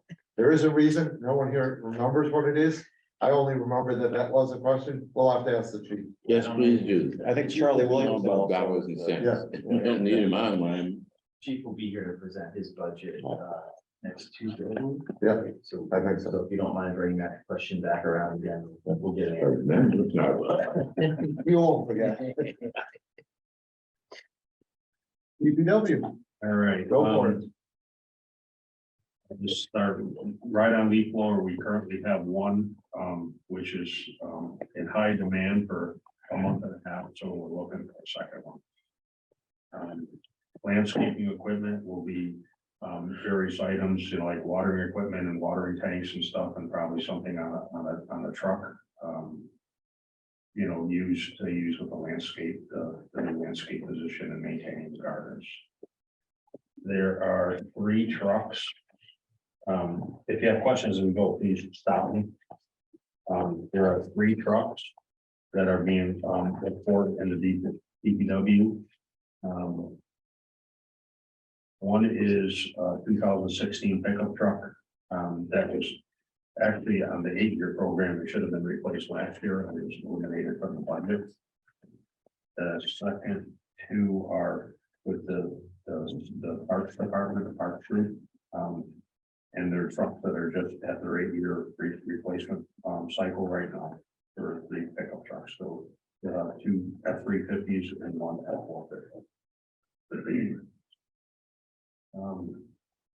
There's a loader that's looking for replacement. Currently, we'll be looking to trade in tractor backhoe, which is the picture further back. Thing. See it here, but it's 14 or 15 years old. It's up at the transfer station currently. It's used up there. We're instead of getting, you know, familiar when I say a tractor backhoe, it's got a bucket on the front and a back arm on the back. It's really not very usable up there for the functions. So the highway department has asked for that to be upgraded to the loader, which will serve as multiple. You know, if we ever turn around and have a natural disaster and we have to do a lot of clearing or something like that, we have one loader. And also it'll provide a backup for that. In our loaders, we keep 10 to 12 years. So that's that one. And then there's a new piece of equipment. Well, it's an excavator, it'll be a mini type excavator. that we can utilize for, multiple things. The drainage swales on the edge of roadways cleaning up that we currently hire out. We don't have the equipment to do it. Tree planting, different, different small projects like we did up at Grove Street this year. We will get rid of an older Kubota tractor that is down at the cemetery. The thought process currently, and we demoed one, they have one in the area, so they stopped by. It's a wheeled machine, so there could even be a future benefit there. To run it over the road versus trying to trailer something. A machine like that would also, increase, the productivity of the workers in a sense. Like for example, right now we have two huge trees down, one up in Green Lawn Cemetery and one at Elton Brook. A machine like this, you can walk in between the graves and, pick the trees out versus cutting up in small pieces and the guys lugging them out. Will reduce that, and efficiency and safety. How long is it gonna take you to get this truck? So we have a similar problem that the chief mentioned. Yeah. We weren't allowed to order the FY23 trucks until October of this year, or October of last year. That's when they allowed us to place the order. Or I think we had an F350 and an F550 coming in, and they can't even give us an option date. So we're a year plus away. And of course, we don't borrow until, right. And as far as, we've been talking a lot about the landscape position. We aren't asking for a truck for them. There is an older truck around that we can, use for the first year or so. But in the future, I see it.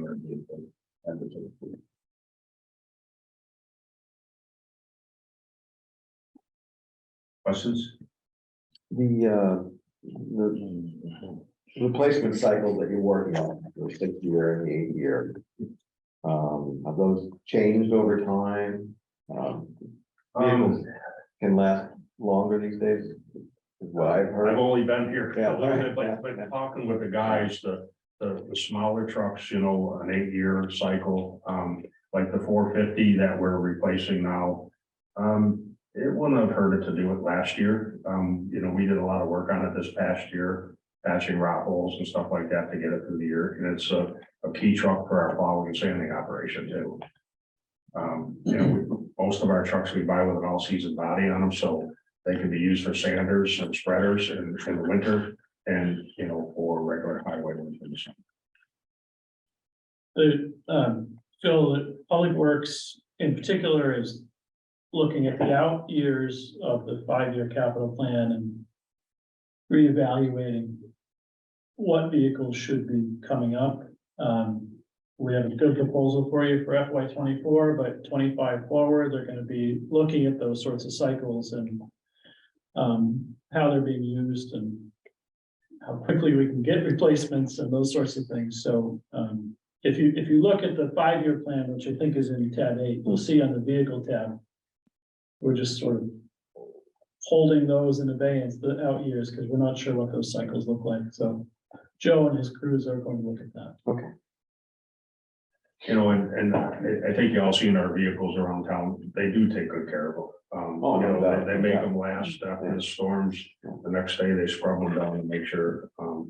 They appreciate the good equipment. No, that's really my crudely communicated point is that I think they are well maintained and right. The question is really, are we making a decision based on how we use these vehicles and our experiences as to how long they'll last, right? As opposed to some sort of outside source telling us, well, you really should be replacing it every 6 years or every 4 years. No, I think, and I think that's why the one from last year was like, maybe for budget reasons, but also it could got another year out of it. Yeah. But it's in tough shape this year. You look at them and they're bright and shiny, but then you get in and you see through the floor. Yeah. I want to build this ground shield. Maybe if I could start this one, by you know, in a little bit of a reverse order. So, we as a town don't have to manage our buildings, you know, with any type of asset management plan. So we talked to, you know, talking with Chris and Mark, you know, I get calls to the fire station. We got some leaks in the roof and stuff like that. The town spent a ton of money on that fire station. We need to spend some serious money now to get it back into shape, because we weren't doing periodic maintenance. We talked to a couple consultants. We got some proposals in for an asset management plans. Chris was able to secure a grant for $50,000. So between what we're asking for and the $50,000, we should be able to get an asset management program together for most of our buildings over the next year or so. And hopefully what that'll do is, number one, keep our buildings in shape, but also give us, you know, a 3, 4, 5 year look ahead on major expenses. So this year's buildings and grounds is a little bit of a, not really a shot in the dark, but it's some of the bigger items that I have seen that need to be addressed. And Chris was like, well, tell me, he's like, this is one of the biggest buildings and grounds budgets we've had in a long time. It'll be a challenge to get the work done, but again, feel free to add or cut whatever you want. We'll do whatever we can get money for to make things better for the town. So, yeah, I mean, the fire station, I mean, are you saying that our current new fire station needs $170,000? That's for both. what's that? There's two items there. Yeah, so we have two good size issues. One at the Great Barrington Fire Station is there is a substantial amount of leakage coming in. And it can be one of a couple of things. They've had, been up there, just patching different things over the past few years, trying to get it to stop, and it still happens. It could be the porosity in the precast concrete where it's weeping in and coming down below. But we really got to roll up our sleeves and get into it. That's not for a whole new roof, but we have to understand what's going on there. Some of the precast that's there, the panels that are there, they're insulated wall panels, they're cracking, and they haven't been addressed over the years. So there's money that needs to be spent to get that back up into shape. Can I ask, when was that built? What's that? Which year was it built, the station? It's 12 years old now. It opened, it was like the first year, I guess, so it would have opened in 2009. I think that's right. Yes. And you have issues with the roof? Yeah. And do we have any, can we go after the people who put the roof there? We could explore that, but I think there's been so much work that's been done to it in the meantime. In the meantime? Yeah.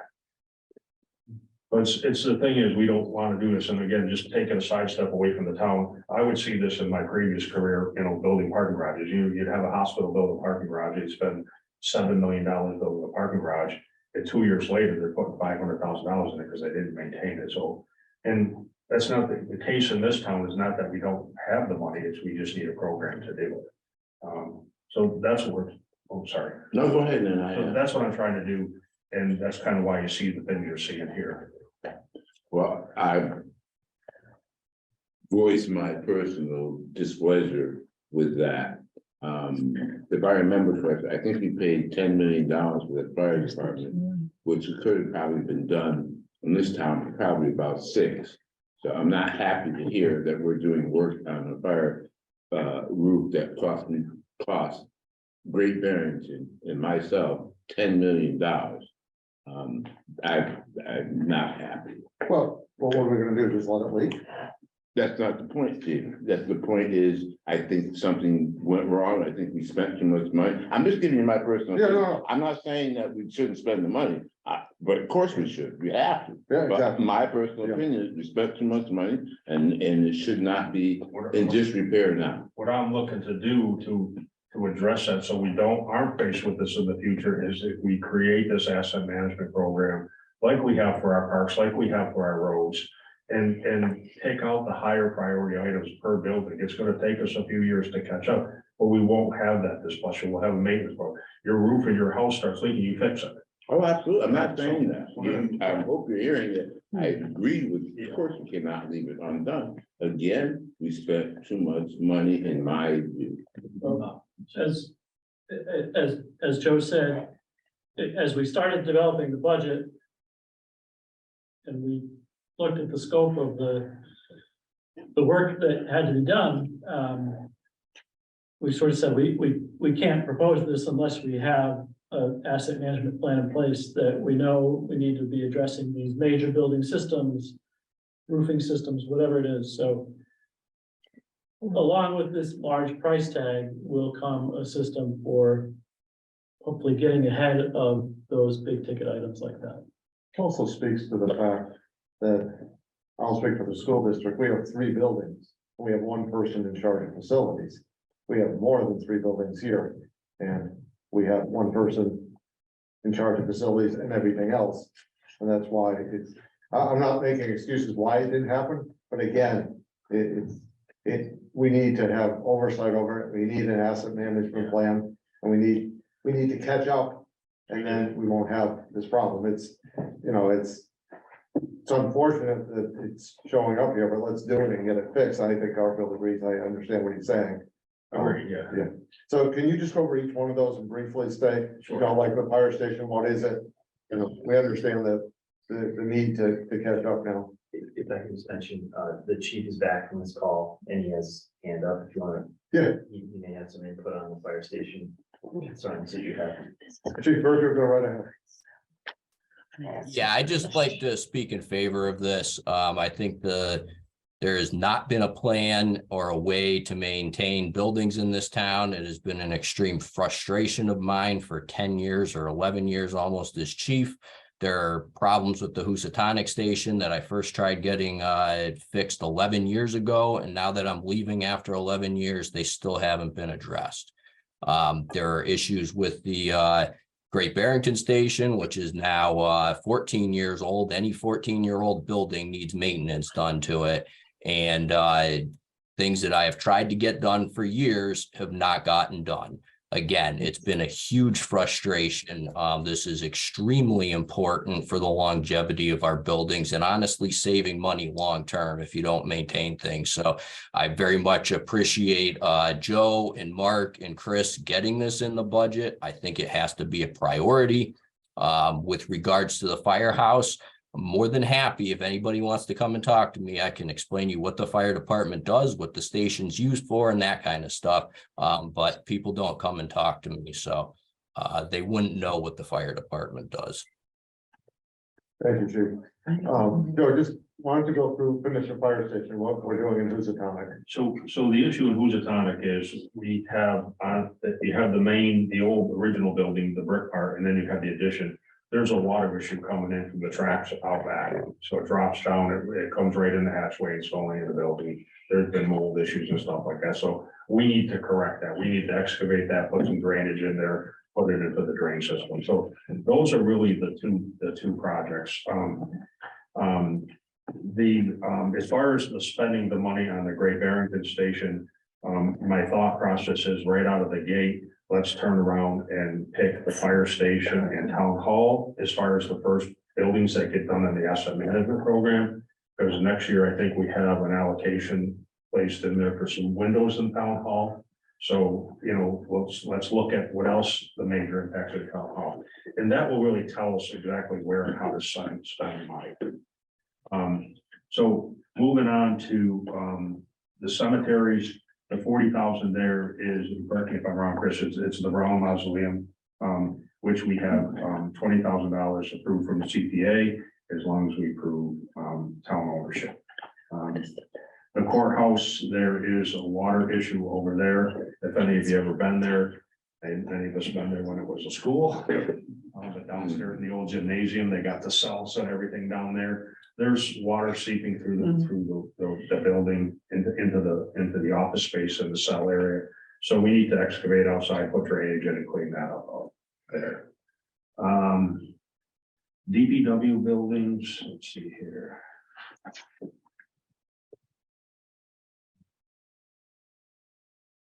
And Chris, maybe you could just help me a little bit here. It includes the cemetery building, Okay, so the highway garage, and the transfer station.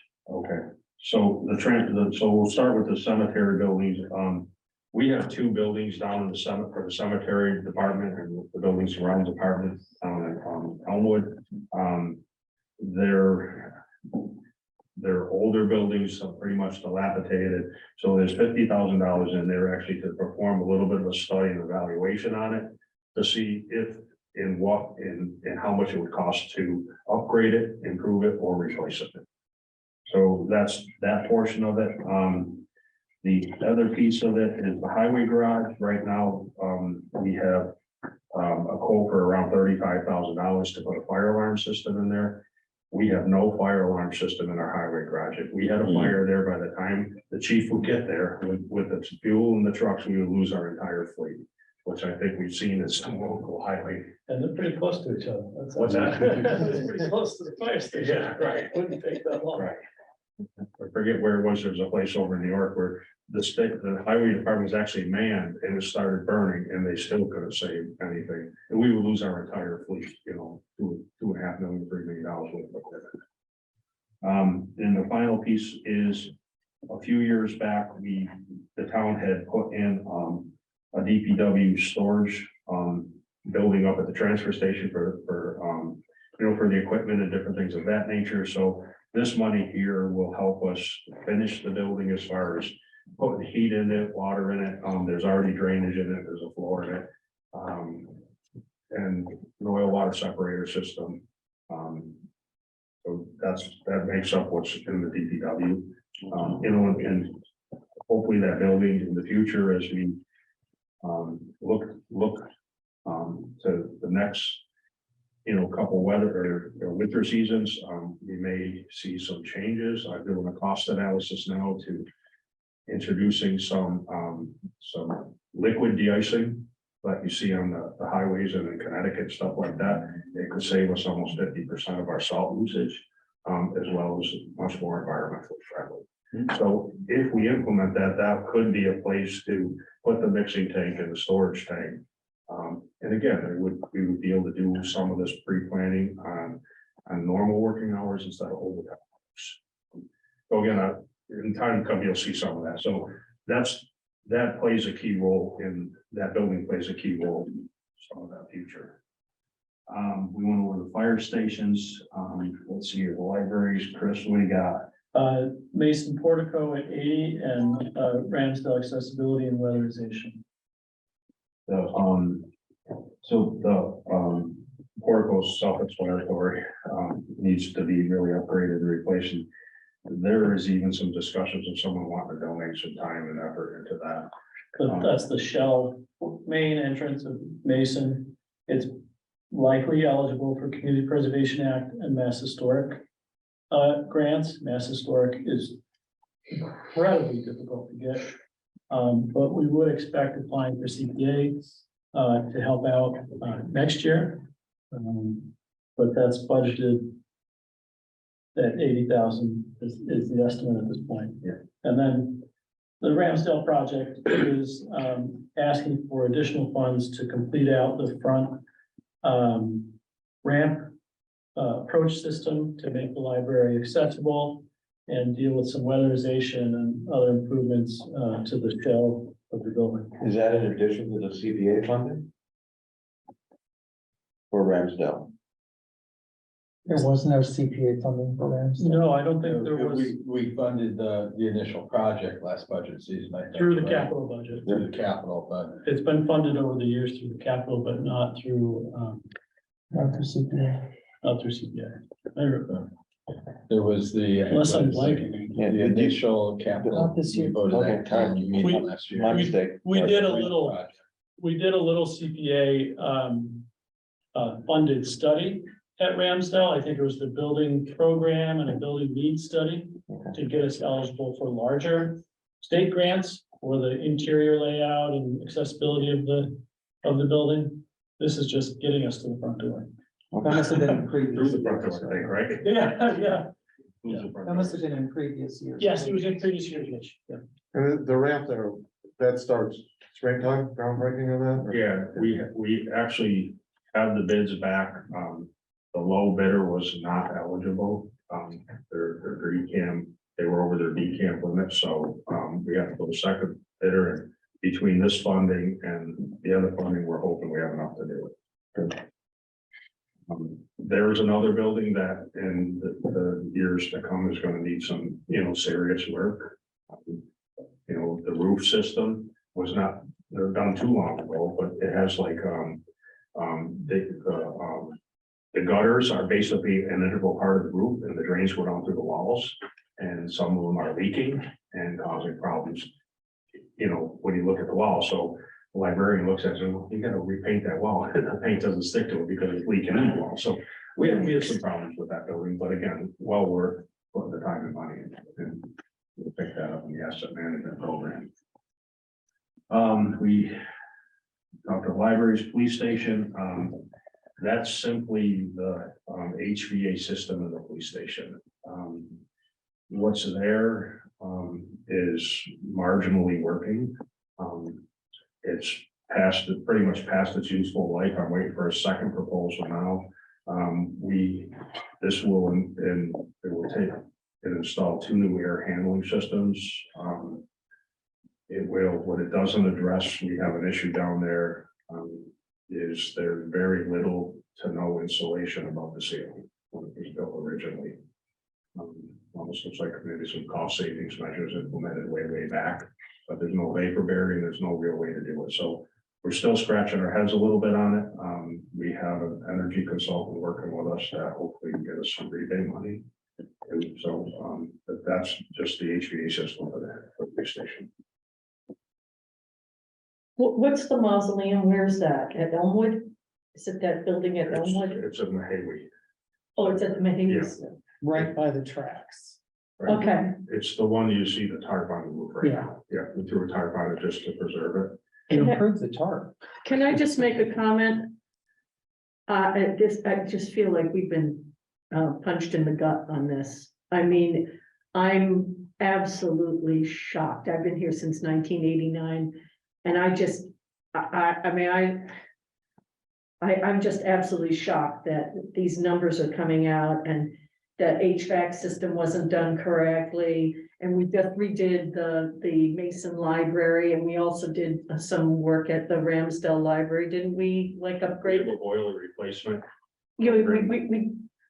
I just think this is gonna be really tough to sell. The police station, the system is old. When we redid the police station. I think it's original. What's that? I think is it not the original system? It is, a lot of it is. But when you say that the installation wasn't really done properly, and then you talk about the courthouse leaking, well, I mean, it is on that side kind of coming down. But the fire stations, oh, man. So the one part section of this is kind of makes sense. Well, I think that does make sense, yeah, it does. I think the bottom line to this is, first of all, this borrowing is not gonna happen in 1 year. It's gonna be over a few years, so, and the effect to the tax bill will be spread out a little bit. The other is, and you're right, whether it's a tough sell or not, I think we have to bite the bullet and catch up and come with an asset management plan so that this doesn't happen again. But I think kicking this down the road is not the answer.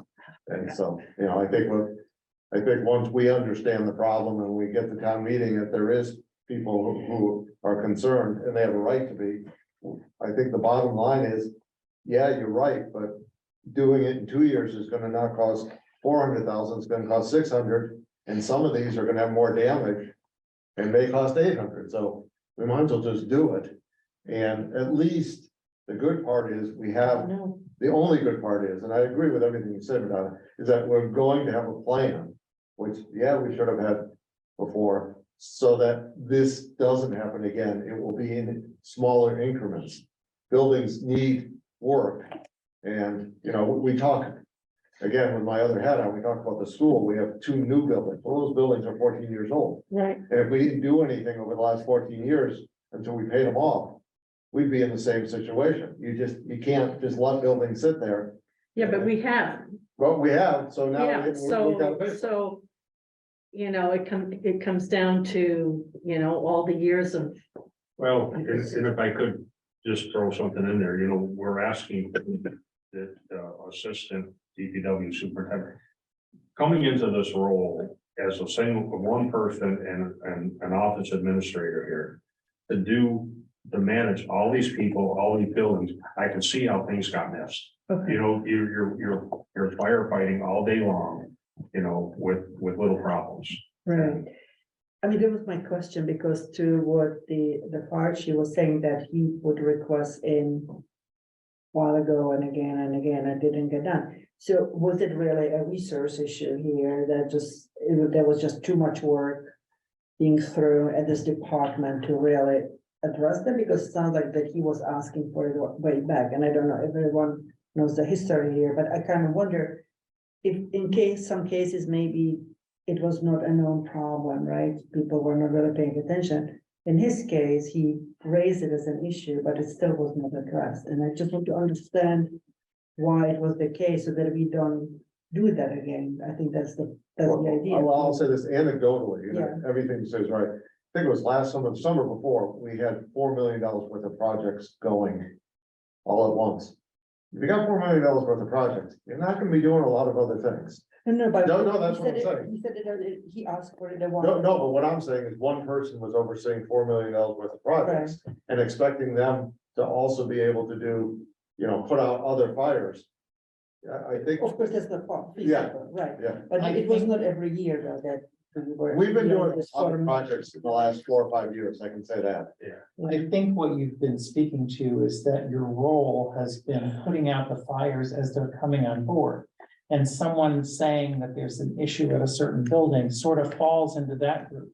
But if you have a plan and you know that you have to service that plan on a continual basis, it's unlikely that you're gonna have another scenario like that. And if we could turn around and have a plan like that, we could staff it accordingly, Mark can build the team accordingly. You know, and I think, Steve, what we talked about recently at the parks meeting is, you know, we keep talking about expanding the park and doing more for the park stuff. I'm like, well, wait a minute, we need to start maintaining what we have.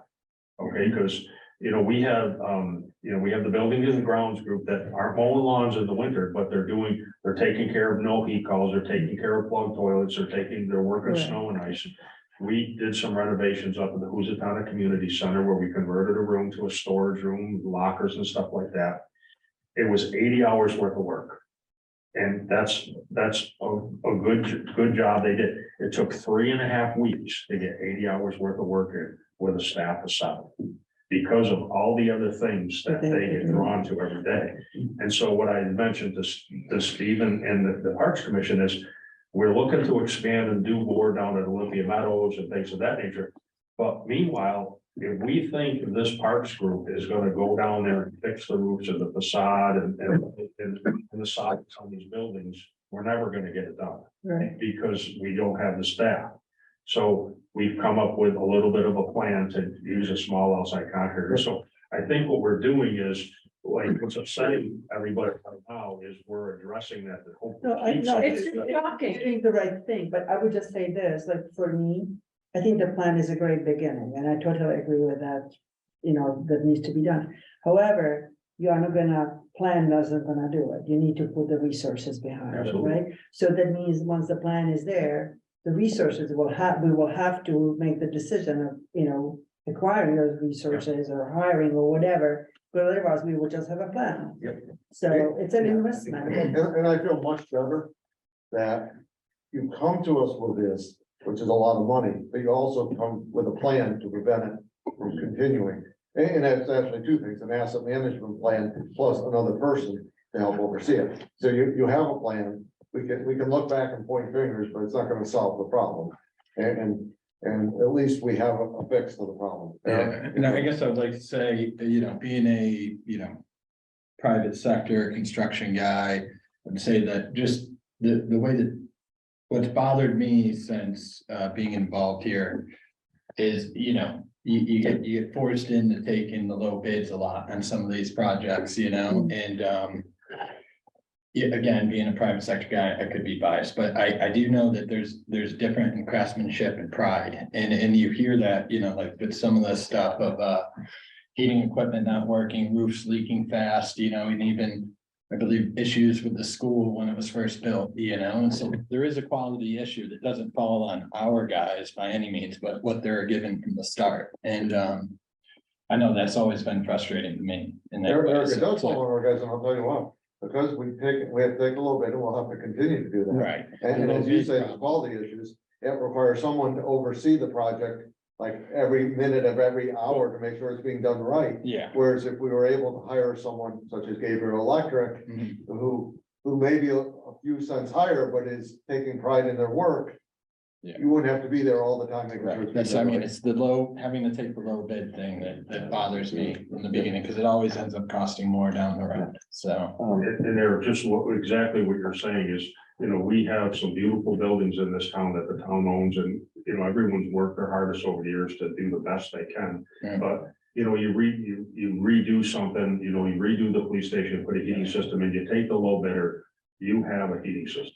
Yeah. It's not a standard heating system, it's not a Great Barrington standard heating system, so you clip that a couple ways. One, you write your specifications tight, what you want in them.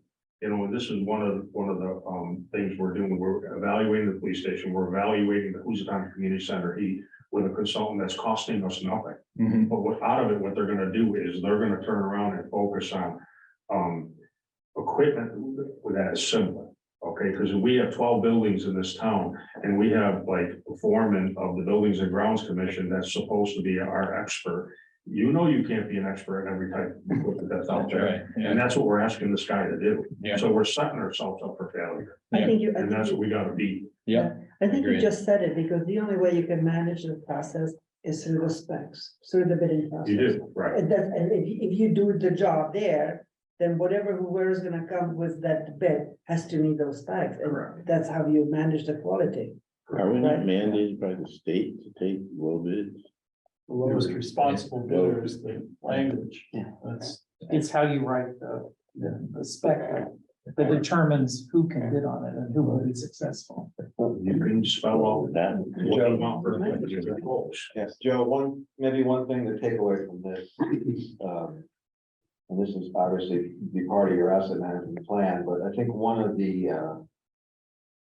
initial shocks in the presentation a bit is when we hear about the maintenance issues on some of the newer buildings. Obviously, the fire station, the fire station in Barrington being the most obvious example.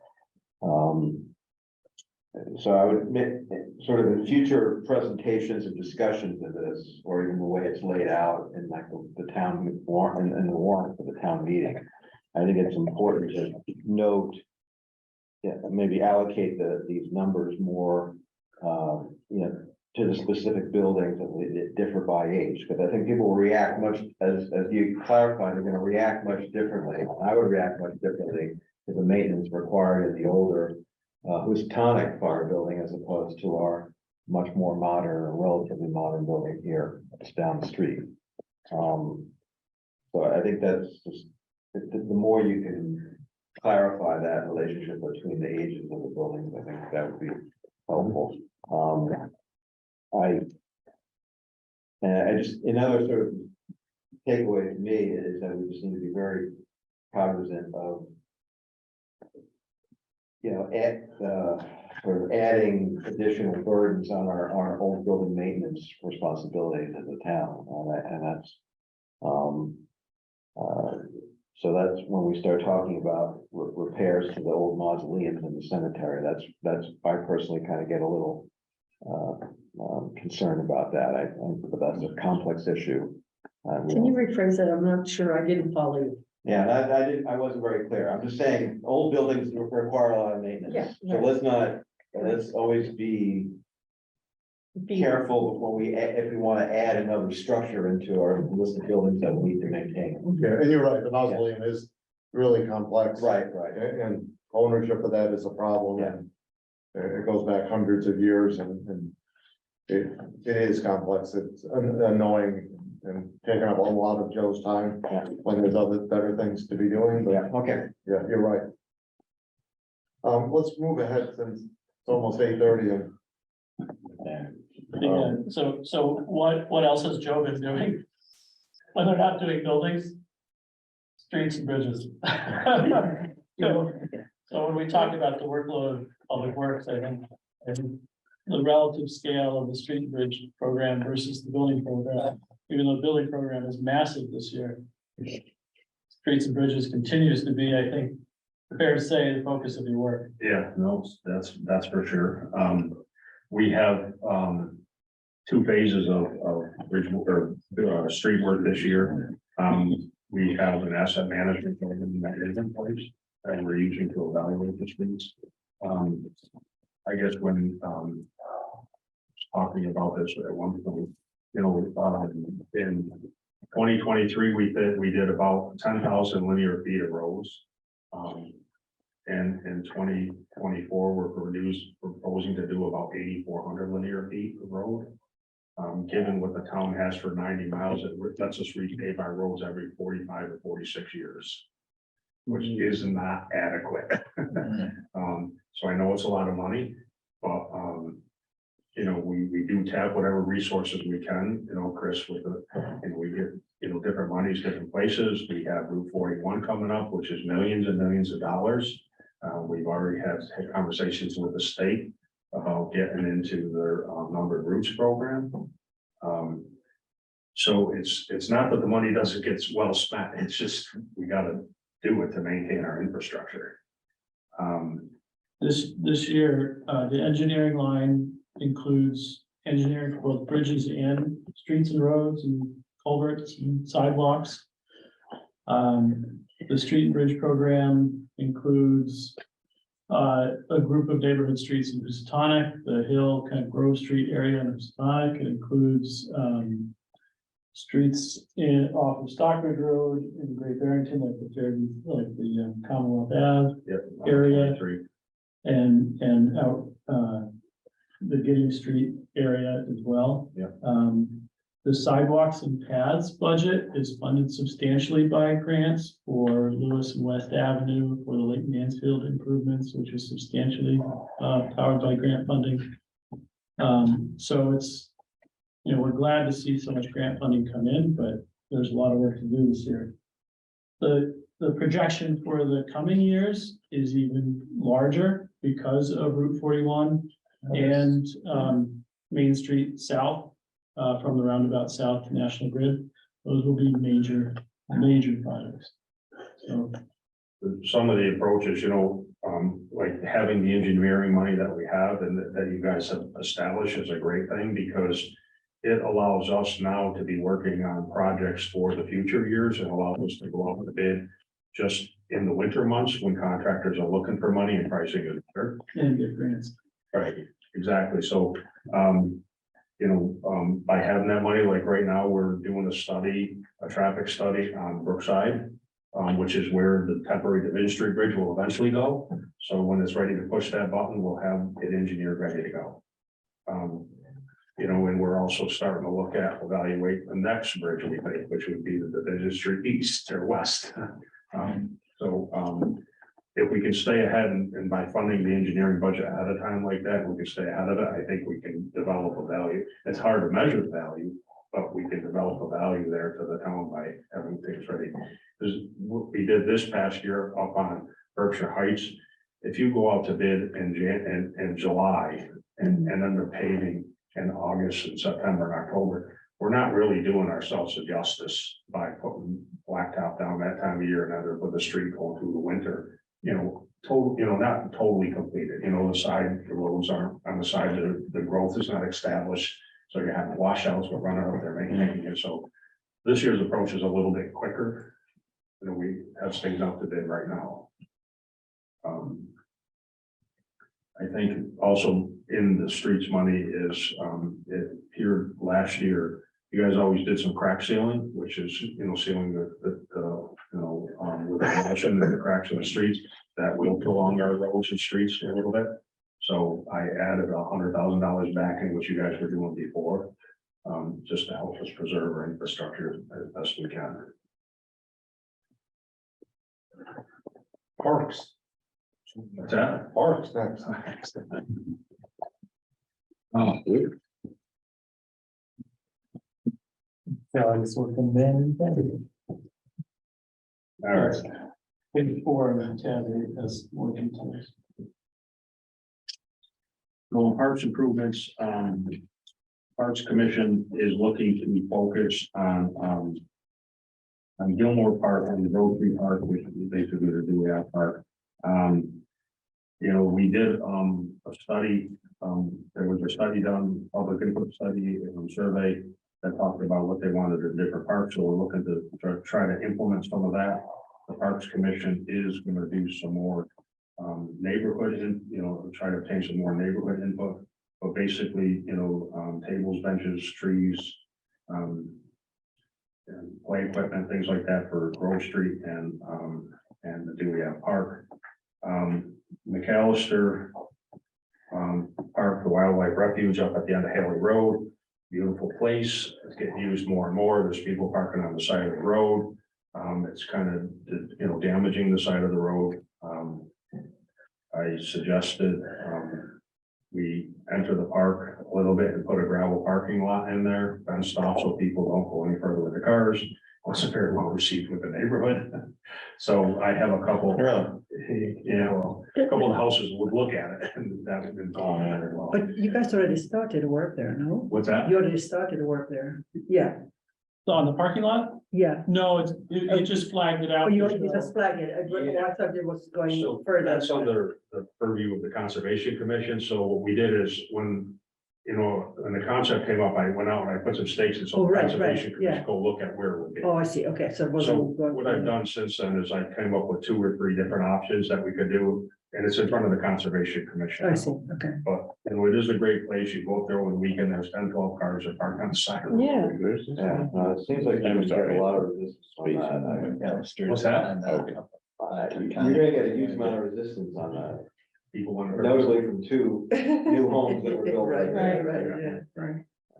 So that may go away. We may decide to exit now. We'll do whatever the majority wants. Old Maids, there's $50,000 in the amount requested for this coming year. To do basically a study on Old Maids, come up with a plan, and see if we can do anything. It's a great place, and then in future years, maybe, the thought would be to implement something. Olympia Meadows, there's $90,000 there, to evaluate and install soccer field. That would go where the softball practice field is, the junior field. Maybe. Well, we don't want to lose anything. Right. So that seems to be a little bit of a pretentious thing. And then there's $50,000 there for various parks and playgrounds. I think that's been a traditional. Usually a standing item, but realize just from being on the parks and not to prolong this, you put a swing set in and with all the regulations, it's like between $15,000 and $20,000. You used to have one in your backyard, you bought it seared for $300 and $200. Now they're like 15 or 20,000. And something that was started before I came here, there is an evaluation of the current parks. The Housatonic Park, the new stuff off that, like Mansfield and the stuff here and Gilmore Park. The equipment is up to date and safety codes and everything. The rest of our equipment is questionable with the needs of safety code. So, again, I think that's where the plan for some of that money going to go. Wastewater. Using technology. Oh, technology, right. Just real quick, I'd love to see the ball field taken care of a little better than the infield. If you're gonna put a soccer field down there, let's take care of the infield as well. Shortstop, that'd be tough with all the grass. So just to explain, Memorial Field, the Millers and Babe Ruth are charged with taking care of it. We don't charge them to use it, but in response, we ask them to take care of it. Little League and girls softball the same way. So what you see right now, once the season ends, the fields aren't maintained and they will come in April and maintain them. And we have an agreement with them. We're not going to charge you to use the field, but we don't have the staff. I mean, Joe's been here 2 hours. We clearly don't have the staff to maintain infields and to do everything, so they're doing it themselves. So what you're gonna see right now, it's not gonna look great. Yeah, so but once the season starts, these groups are now buying into the fact that they have to maintain. We all are welcome, yes. Good deal. We'll do a mowing every week or so, but if they want additional mowings, and then we mow it after the seasons to maintain it. Joe's provided a mower, at Memorial Field, one at Olympia Meadows for the adults to use in between our mowing. So we're trying to work with them. I think we're starting to get a good relationship with these groups. I think so. I think we're gonna tighten up the agreements a little bit, so there's good communication going back and forth and everyone knows what to expect of the other. The technology proposal has to do with extending fiber optic broadband cable to Houstonic Village. The Mass Broadband Institute, when it put the so-called middle mile across the state, asked us where we want fiber optic, and we said, of course, we want it to go to Houstonic. They didn't do that.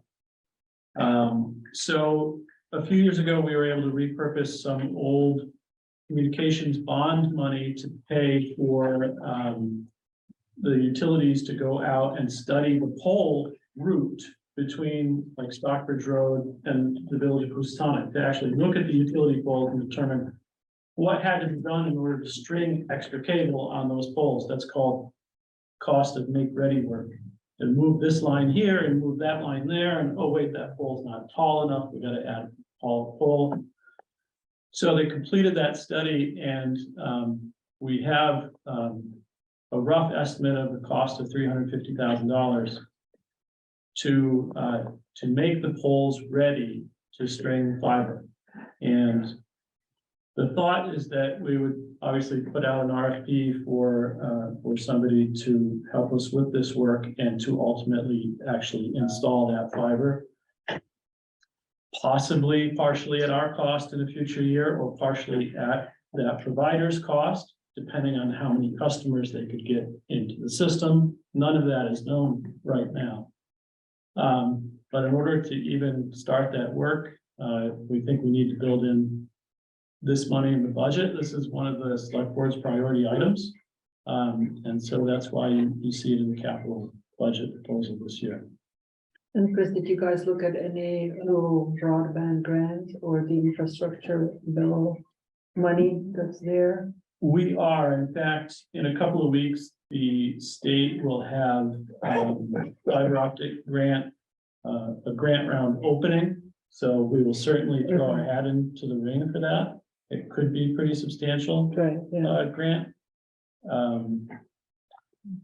The state has received quite a bit of funds through the recent federal infrastructure bills for broadband. It's going to take a while to see that construction money. In the meantime, we threw our hat into the ring into the Mass Broadband Institute's planning phase. The approach with the federal money is we're not going to throw a lot of money at building broadband unless we know people can actually access it and use it. They have the knowledge, the need, equipment to access and use it. So the first year or two will be a digital equity planning phase. And we threw our hat into the ring for that. Let's make sure that we know who needs the fiber optic and we can get it to them. And when they get it, they'll know how to use it and they can afford it. Otherwise, why would we build it? So we're in these planning stages now with the state to see if we can get in line for some of that construction funding eventually. So I think we're doing almost as much as we can do to set us up for the grants. Has the town borrowed to do this kind of work in other parts of the town? No.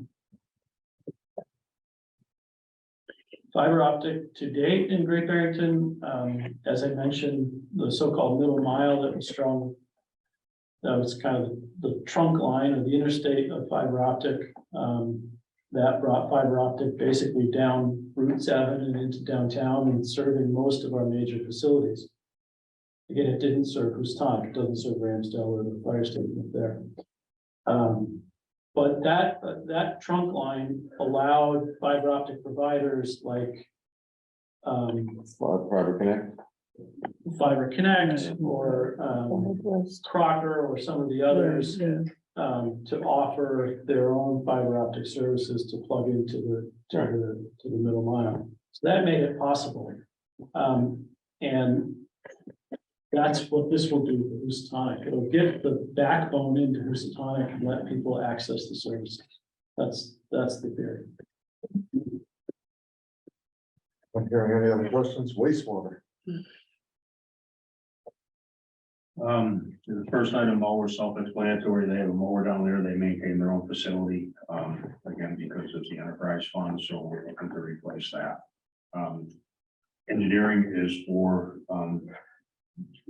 engineering in 2024, but also, looking at the system and what needs to be upgraded in the future. We do have a substantial year coming up with a plant upgrade that was planned.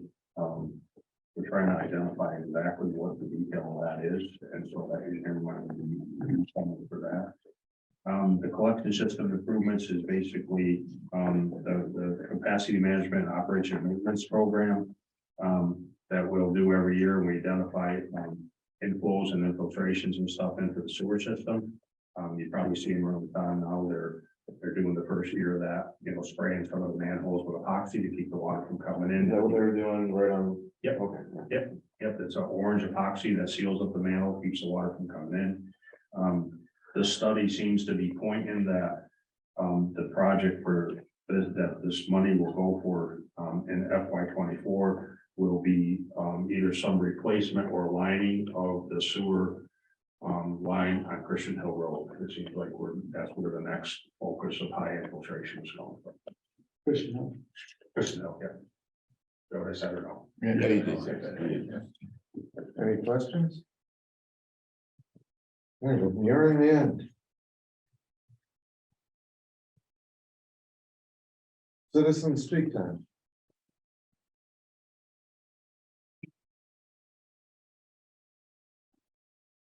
Media time. Can I just say again for the media this year that other than staff members and the 2 members of the media, there were 3 people once again. 3 taxpayers in the audience. The good news is 2 of them were different than last night. So it's about 5 over 2 nights. Everyone have a good night. Thank you very much. Unanimous consent, we're adjourned.